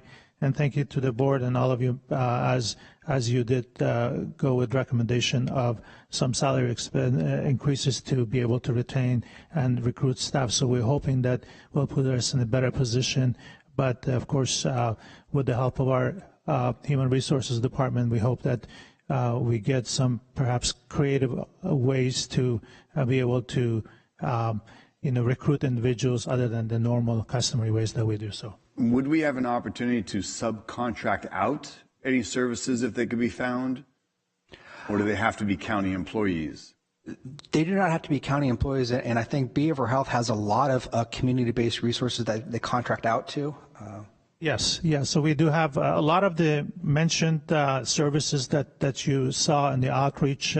We have also partners that are contracted with us. So as Ms. Rose was mentioning, when BHS staff see the moderate to severe, the mild to moderate services are often contracted by BHS through the CBOs and other providers. And she mentioned the CMC partnership.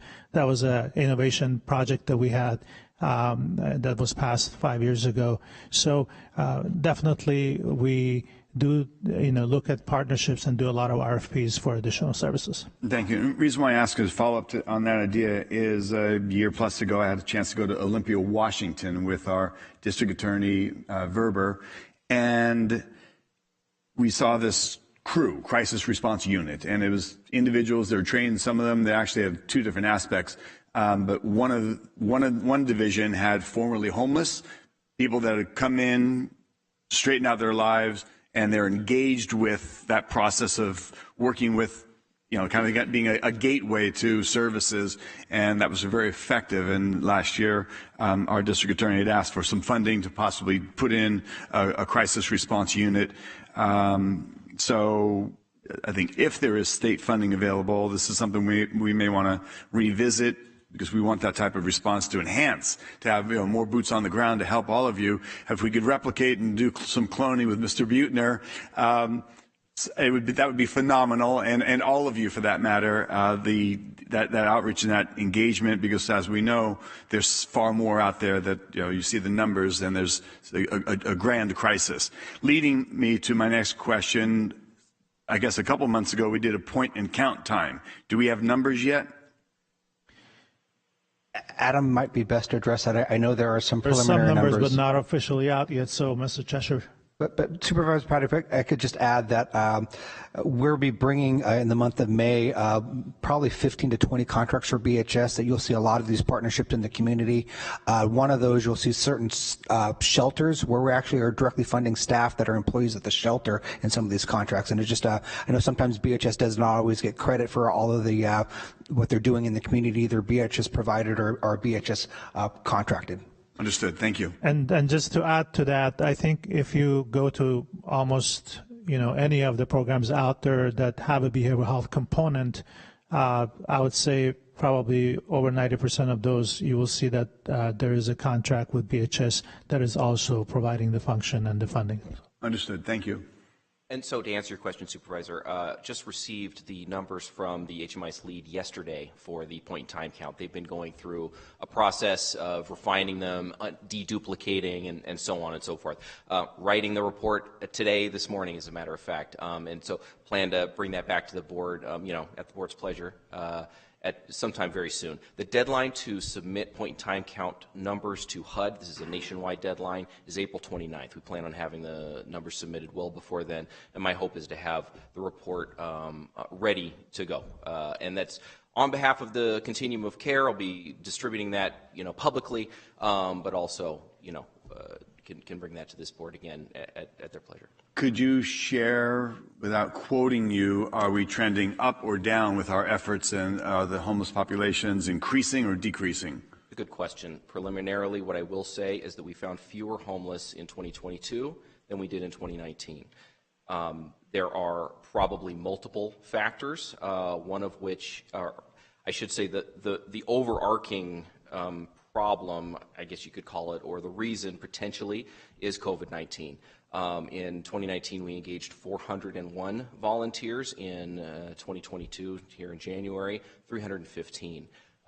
That's a lot of volunteers to engage, but it's about 100 less, and so that means necessarily we're probably going to find a smaller count. What we've also seen is that there are fewer people in shelters. Counting people in shelters does not require a large volunteer effort. It just requires pulling a report out of the HMIS because we count them every day. Why are we seeing less people in shelters? Well, there's one really good answer for that, and that's COVID-19. So we're going to have to do some analysis, and I think that's really going to be the gist of my report is we have kind of very similar aspects on the ground to what we saw in 2019, but we also have this dramatically different aspect on the ground, and what does that mean for San Joaquin County, for our numbers, and for really our strategies going forward and how we make homelessness rare, brief, and non-recurring in our community. Understood. And lastly, Chairman, I'm not sure if I'm at my 10 minutes. I don't want an ethic violation. If I can have just one more question. It's my understanding, my office had inquired through County Council to Director Dietrich, the continuum of care's renewal, or how does that work? So I'll be pleased to actually have a conversation with you because we're working on a potential board letter to come. But the history, I think Supervisor Miller mentioned a little bit about the technical assistance with the grant to revise or reconstitute, if you will, the COC. As part of that, there was a bylaws created as well as a collaborative applicant agreement. And so the COC, which is not a legal entity, they're not a 501c3, if you will, but they, in essence, contract or utilize the county's neighborhood preservation to manage the COC's grant dollars. They also, in that same type of contract with Central Valley Low Income Housing as the lead HMIS entity, and also in there there's opportunities with Adam's position and how it's funded. So ostensibly, this agreement between the COC and the county has been signed in the past, but now that Adam is within healthcare services, I'm being asked to sign it. It is, I wouldn't say ministerial, but it is the COC designating the county to be the manager of their grant activities. And if you think about these grants, there's city grants, there's county grants, and there's COC grants. Obviously, the county manages its own grants, but this collaborative agreement allows the county to manage the COC's grants as well.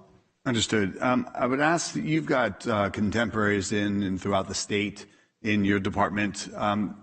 Perhaps take a survey with some of our maybe 10 similar our 10 county surveys that we constantly reference, and see how they formulated their COC. And I wonder if there's any enhancement, any change, any shifting of what our current COC is and what it might morph into as a hybrid of another possibility. When we were at not COG, pardon me. When we were at CSAC, I remember speaking with several supervisors in their county, and they had shared different variations of how they operate their COCs.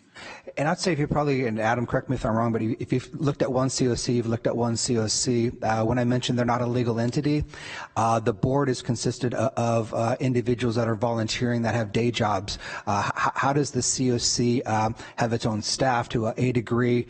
Adam's position is funded by a HUD technical assistance grant, but we have to find a 25% local match. The way we've been doing that over the last several years is by approaching the Community Corrections Partnership. But how does the COC get its own staff or organizational structure? I know there's some dialogue, if you will, at the COC because the administrative dollars we have for managing these grants are restricted to basically accepting the grant, doing the RFPs, the contracting, the monitoring, the reporting. There's not administrative dollars in these grants in general outside of Adam's position, if you will, that is more open for just general staff. But to your point, how do we support the COC to actually make them as effective as possible? Understood. Thank you. I look forward to maybe hearing back. Thank you, Chairman. That's all for now. Any other questions? Vice Chair Rickman. Thank you, Chair. Mr. Protan, good to see you again. And Mr. Dietrich, Ms. Rose, thank you all, and the whole team, thank you all for what you do. And I just want to say thank you for you guys, your outreach and your efforts. It's nice to see, we're hearing a lot more about substance abuse and mental health. And I know we met middle of March, I believe it was, to talk about some of these different services and, especially services, in South County, and so we can, help everybody in the county. But one thing I would ask once, you do come back is, to look at the partnerships that we do have and what partnerships are working and what partnerships are not.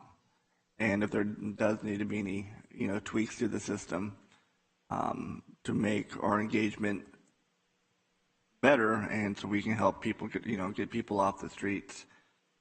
Now, I know, Mr. Diedrich, we talked about more beds. You mentioned, we're like for, I think you said the 5150s or even the substance abuse. How's that coming along? I mean, we need more beds, right, for folks? We need beds of all different flavors, either crisis beds, crisis residential, locked. A lot of the issues with the hospitals are basically they can't compliantly discharge because that bed is not available. But I think Tony could talk more eloquently on that. Yes, absolutely, through the chair. We have a few efforts going on right now.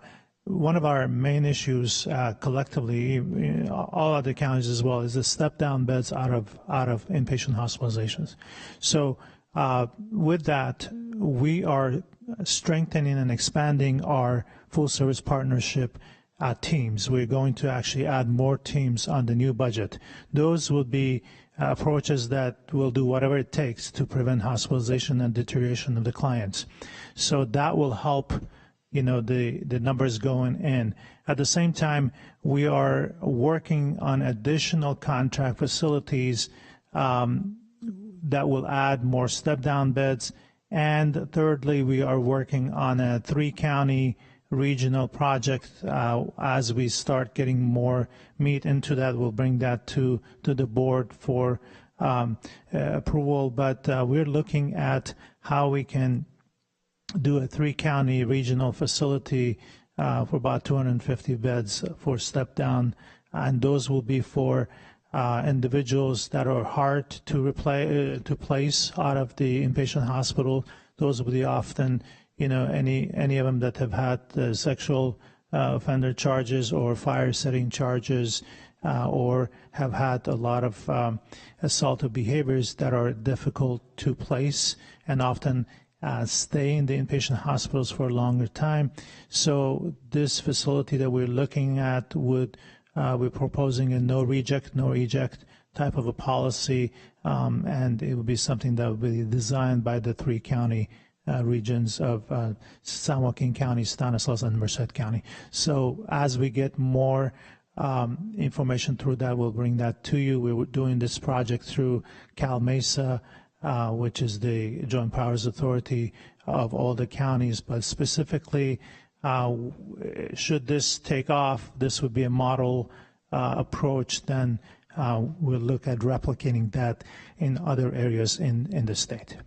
All right, thank you. No, and that's pretty much all I had, Chair, is that, again, thank you guys for, start, prioritizing, looking at the underlying issue. We've talked about, at least you're hearing it more from the state. Finally, you're just not hearing the drumbeat of housing first, housing first, housing first. And don't get me wrong, housing is an element, but it's not the only element. Substance abuse and mental health. So, thank you for, recognizing that and moving forward with that. And then hopefully with these programs and more programs to come, and that will get folks off the street and get the help that they need. And that brings to my last point is, if there is a need or to fulfill what this board expectations of reduced homelessness, and if there is a need by your departments and we don't know about it, or you're afraid to ask us because of funding or whatever it may be, you have to let us know so we can, prioritize it or make a decision up here so we can move forward, because we can't help if we don't know. Absolutely, and I appreciate the support again. I think that the board has been very supportive of the initiatives for behavioral health, and as I mentioned, we will come back with the new budget, proposed budget that will have a lot more expansion of all of our teams across the county, And we are looking at multiple new projects across county that will flavor and support additionally our outreach teams, such as our mobile crisis teams that it was on the consent agenda today. So, and definitely, I'm not shy of asking, so definitely we'll continue to do that. Thank you very much. That's great, and we're still looking at the mobile crisis team expansion, the counseling, wellness center, and the BHS clinic expansion too, correct? Yes, All right, that is cool. correct. Well, thank you, folks. Appreciate it. Did you have a comment? Would you like to hear how we're increasing our beds for SUD? That's something I can for the fine. point of time, but thank you very much. Supervisor Miller. Thank you. I just want to say thank you to Greg, Tony, your entire team. You guys have been just really in the trenches for some of you for decades. And the work you do is so important in this county. It's the outreach is just critical, and you guys are so good at it. And I just want to thank you on behalf of the board and on behalf of the county and all the other departments that interact with you on this issue of homelessness. You guys really, you're the linchpin of making it work. And so thank you. Thanks for all your dedication, because I know how committed you all are and how dedicated you are to this work. So thank you all very much. Thank you, and I appreciate that support, but ultimately I enable the team, but it really comes down to the team that provides those direct services. Absolutely, and I'd like to also do that. I think that our staff are the heart of what we do, and they are the ones who really make the difference. We are here to support them and make sure that the gaps are filled so that they can be successful in what they're doing. So just want to take this opportunity to again thank our behavioral health staff and our outreach teams for a great job that they continue to do. Thank you. Thank you, Chair. Just want to echo Supervisor Miller's comments. You guys are doing an incredible job. Sit on the behavioral health board, and you guys are always looking out ways to help people, especially with mental health. And great job. And Tony, everybody on board, thank you. Well, I want to add my comments. As a county, our departments face monumental challenges. Your particular department, it seems like you have several mountains to climb simultaneously. And I want to appreciate all the efforts every one of you makes, because I know that, and talking to Director DeGieterich as far as staffing or lack of it, you're all having to add more to your daily workloads, and that has to wear you down, especially after COVID and all the things that you had to deal with. So I want to express not only appreciation for those here, but all of the department in behavioral health. And please pass that on, that the board fully supports your efforts. And as Vice Chair Rickman talks about, if you need something, tell us, because we don't know, we can't act. The other part, and just touching upon Mr. Cheshire's comment in regards to the point in time, I guess I would hope that we would provide that information in one meeting. And the reason I say that is not just the numbers, because one of the things that's interesting is the type of individuals that we're encountering. For example, there's always the question about how many have mental issues, how many have substance issues. And so just numbers up or down don't really tell the whole picture.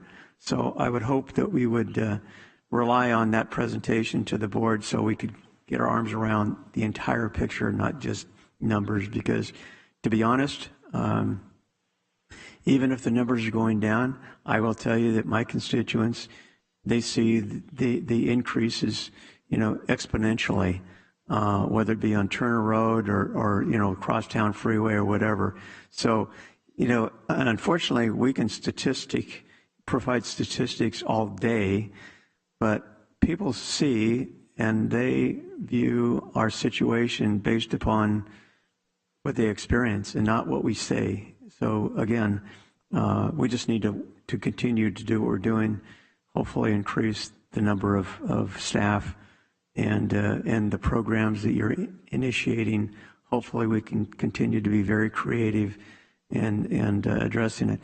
I can't imagine, for example, what you're dealing with a lot of individuals you encounter, especially Dennis, and I've seen you up in Lodi and all around, but to encounter people that don't respond, that basically you go back and you go back and you go back and you're only trying to help, and they either don't recognize it or they don't want it. But I just have to commend you for all of you, your perseverance and just hanging in there.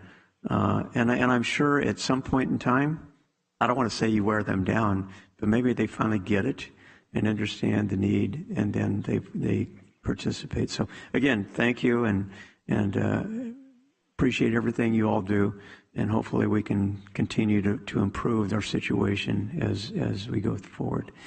So with that, I think all we need to do is accept the report, and Director Vertan, thank you very much, and your staff for your response. Thank you very much for the opportunity. Thank you. Have a good day. You're welcome. Thank you.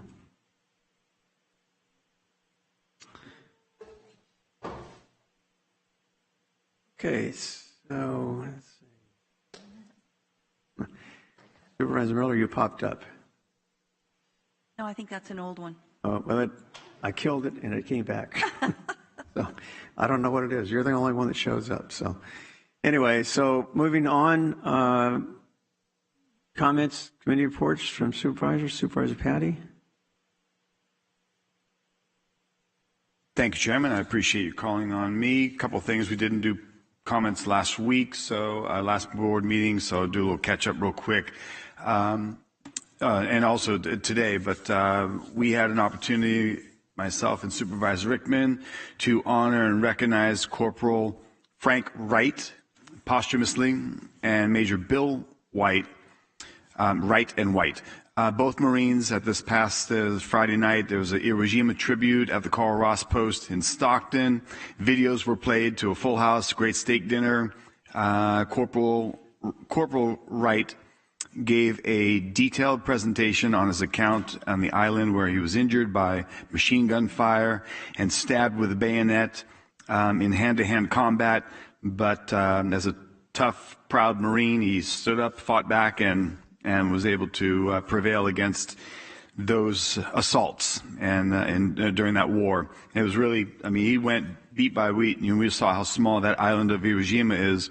I mean, you could walk around that whole island in basically a day, and just, I mean, walk down the road and there might be a ambush or somebody embedded underground, and his memory was crystal clear, and he captured every single bit of it. And convey that to the guests that were there for the steak dinner. It was a wonderful event and gathering and tribute to him and those that fought in World War II. Also, recently I had an opportunity to participate and support this morning Gold Star families at a fundraising breakfast in Lodi, along with Supervisor Villapudua and Vice Chair Rickman. Present was Mayor Lincoln, Sheriff Withrow, and many others. But the idea and goal is for a fundraiser, building a memorial at the new VA medical facility in French Camp, and I was thrilled to be part of it. Of course, as many of you may know, my Chief of Staff, Mike Anderson, his son, Mike Anderson Jr., had died in Fallujah, and as a proud father of a Marine, and unfortunately with the sad distinction of being a Gold Star father, Mike represented properly and today, and the effort, the value, and the virtue of putting up a monument in memory of Gold Star families and those that we lost. Also, I'd like to note that on April 24th, Supervisor Villapudua and I attended an award ceremony and luncheon at the Stockton Airport for Aero Turbine. Another one, there was many dignitaries, including Congressman McNerney, in attendance. Aero Turbine has worldwide contracts to service and rebuild jet aircraft engines, mostly military trainers and fighter jets. They employ over 100 people and are aggressively looking to hire 40 more. And I have to say, honestly, who knew? So great company. They've been expanding their services and their contracts, and their work seems to be at an extremely high level. And so being in business since 1978 and receiving the Export Achievement Award for their international work and relations is absolutely fantastic. Lastly, I would just ask, through the chair, I'd just ask our CAO, what is going on? We heard from members of the public about charging for COVID testing. I know this isn't a discussion item, but I think that we've got some of the ARPA funds, and myself, I'm only one of 5, but the other supervisors may agree that we should allow any of the testing that's going on. We should be facilitating that with some of our ARPA funds as permissible, which I believe would be the use of those dollars. So that might be helpful as you're hearing from the public that that's, that $100 fee might be rather hard, and we're trying to keep people working away from being sick and expanding any type of COVID infection to their family members or coworkers. So that's where I would be on that one. And I think that's about all I have to say at this time. Thank you, Chairman. Mr. Wolverding? Supervisor Patty, through the chair, we had a fairly lengthy discussion about that given the amount of feedback that we've gotten from the community. Director Diederich, Dr. Park, and Tiffany Heyer got together. I had asked Mr. Diederich to be available, so I'd like to ask him down, and he can summarize what we talked about yesterday, because it was quite a bit of information. Are we allowed to do that, Chairman?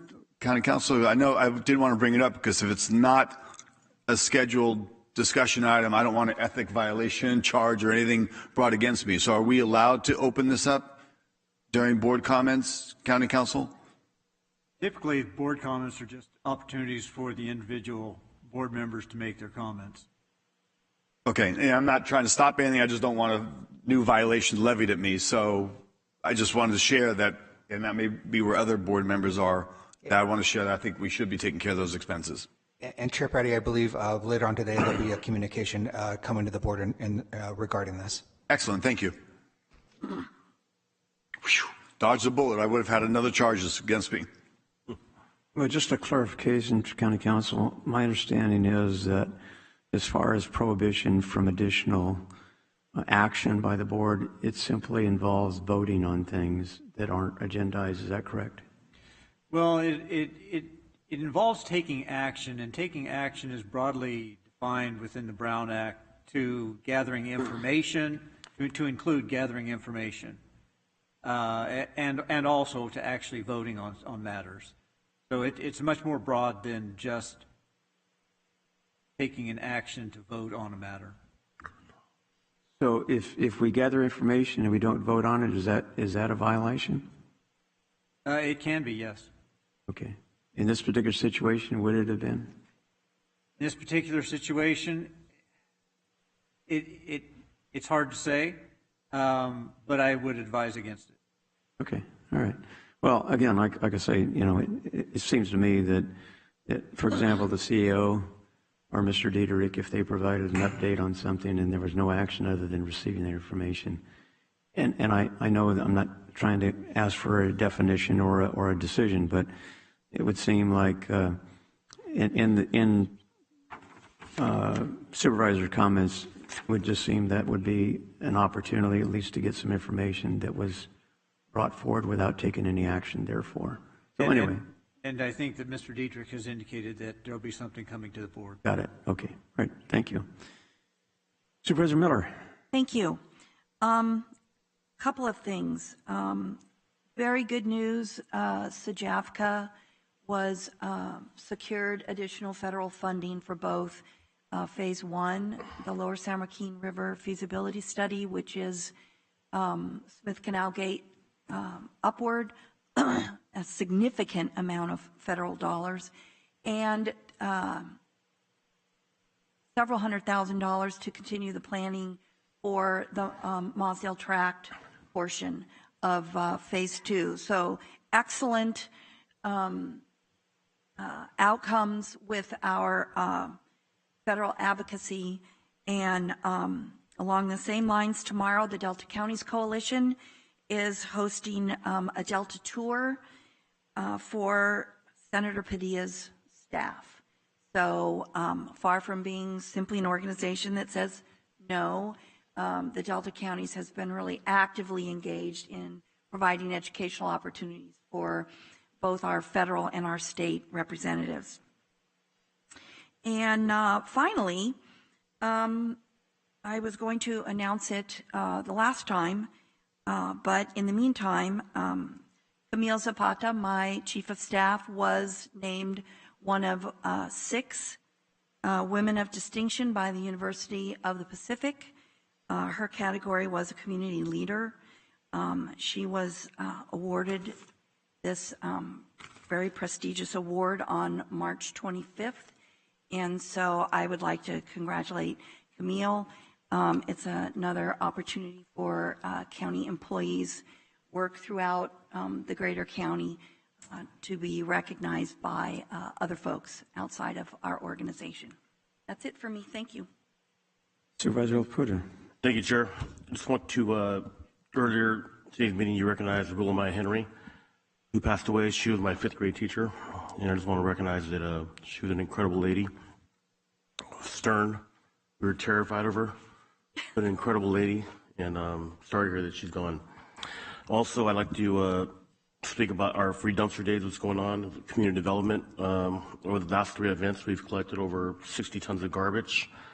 We've helped over 30 seniors clean up their backyards with the help of the Greater Valley Conservation Corps. So I really want to commend Community Development, Director Kwong, Public Works, Code Enforcement Officer Juanita Horta, Steve Thomas, Sheriff's Department. My Chief of Staff, Chris Rapay, is doing an amazing job. And we're doing a good job. And I think I can't wait to get to some of your districts where we can do some cleanups. Working out great. Thank you. Thank you. Vice Chair Rickman. Thank you, Chair. 2 quick questions. For Mr. Wilverding, since it's COVID emergency is pretty much on the decline, and are we scheduling a post-incident analysis of our incident command structure and things that we've done as a county in the last 2 years and bringing it to the board for a discussion or a debriefing?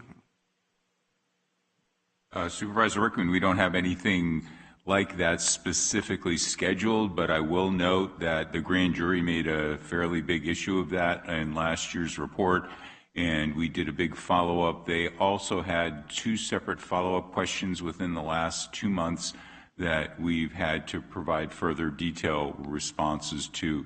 So we've been looking at our... This is more specific to, and I guess we can talk offline about it, but to the whole incident command, the OES, the whole system that we had set up for the last 2 years, we should have a post-incident analysis of how that functioned, what we did, what we can improve, what we did good on, where we're weak at, and what we can do to improve, and what lessons learned kind of thing. So I'll leave that at that. We can talk about it later just to give you a cue on that, something I'm going to be looking for, or this board should be looking for. And to our counselor, where are we at with the illegal dumping ordinance? When is that supposed to come back before the board? It's been a couple of months now. There's been a multi-office task force that has been working on that. Our office has been working with the district attorney's office and with Supervisor Villapudra's office to draft that. I will check, but I think that it's set to come to the board in May. All right, cool. I was just wondering. Couple of quick things. Last night, I want to say congratulations to Julia Carnover, as she was given the State of California's Woman of the Year Award last night by our Assembly Member Villapudua. And Julia is a Gold Star mom, is a tireless volunteer for Wreaths Across America, American Gold Star Mothers, just a true public servant that never stops giving. So I want to say congratulations to her, and I want to say thank you to our Assembly Member Villapudua for, recognizing an outstanding pillar of our community, and we all really appreciate it.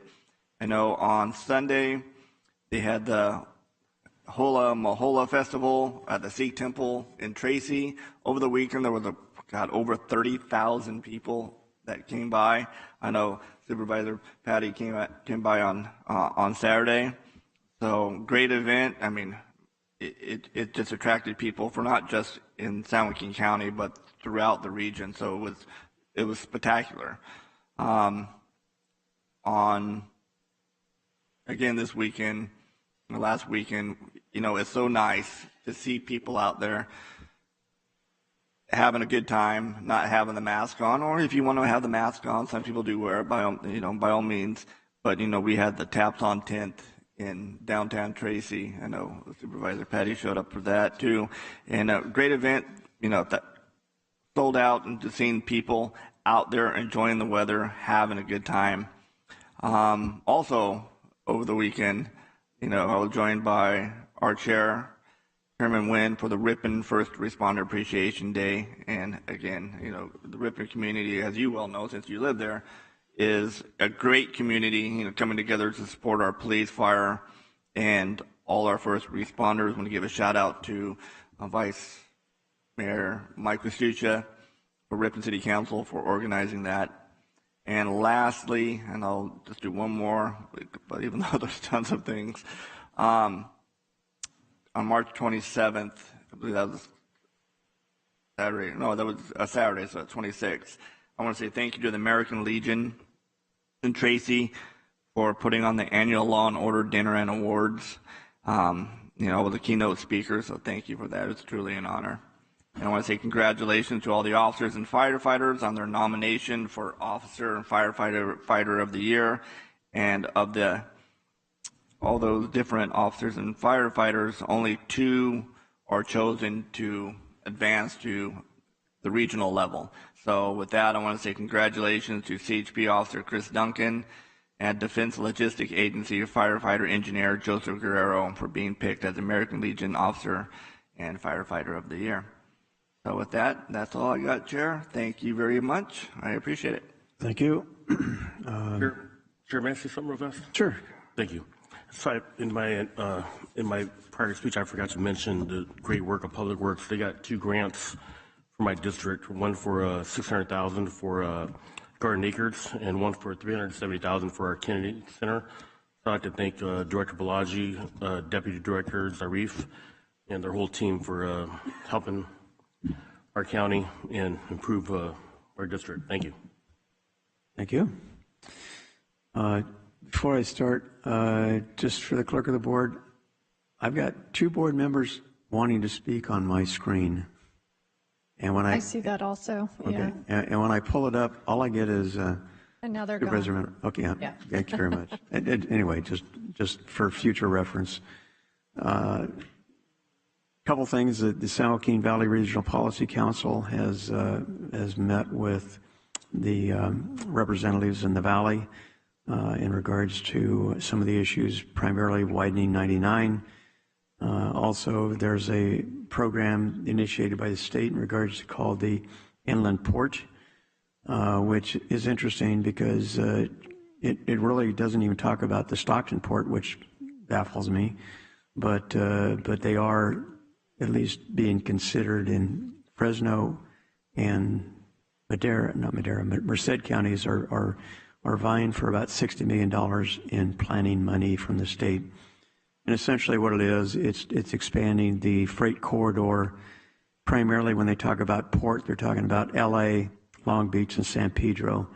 And my argument very simply is that if we were to widen the San Joaquin for the Port of Stockton, we could actually bring a lot of those container ships up into Stockton, which basically what they're talking about is trucking them over the Grapevine and then distributing up the valley either by rail or by truck. And my question is, if we had the capacity of our Stockton port to bring them in, the containers, we could go a lot faster from Stockton to Fresno than we could from Long Beach to Fresno, so with less emissions. Anyway, so it's being discussed. The other issue, obviously, is has raised the question in regards to congestion on 99 and actually on 5 to some extent is the truck speed limit. I've asked that at my counterparts in the valley that we look at asking for an increase to the speed limit for trucks to 65 as opposed to the current 55, because I'm sure all we've experienced on I-5 or two-lane sections of 99 is you get a truck in the slow lane at 60. Well, Bob, you know about this, and then you get a truck passing to 63, and you get all kinds of havoc. So I happen to be coming up 99 and in the two-lane, and there was a truck that was doing 65. Traffic was just flowing great. So anyway, so it's considering. But other than that, things are happening. And now I'll ask the board. Obviously, it's almost 5 minutes to 1. We have a meeting at 1:30. We have closed session. Would you prefer to take a swipe at it or have lunch and then do our 1:30 session and then have closed session afterwards? I say take a swipe. What's that? At least I think we can take a swipe, at least get one or two done. Okay. All right. So with that, I'll turn it over to Mr. Miles. Board will meet in closed session on the items listed on the agenda. There's no announcements expected coming out of closed session. We'll then return at 1:30 for the scheduled afternoon items. Got it. Thank you. All right.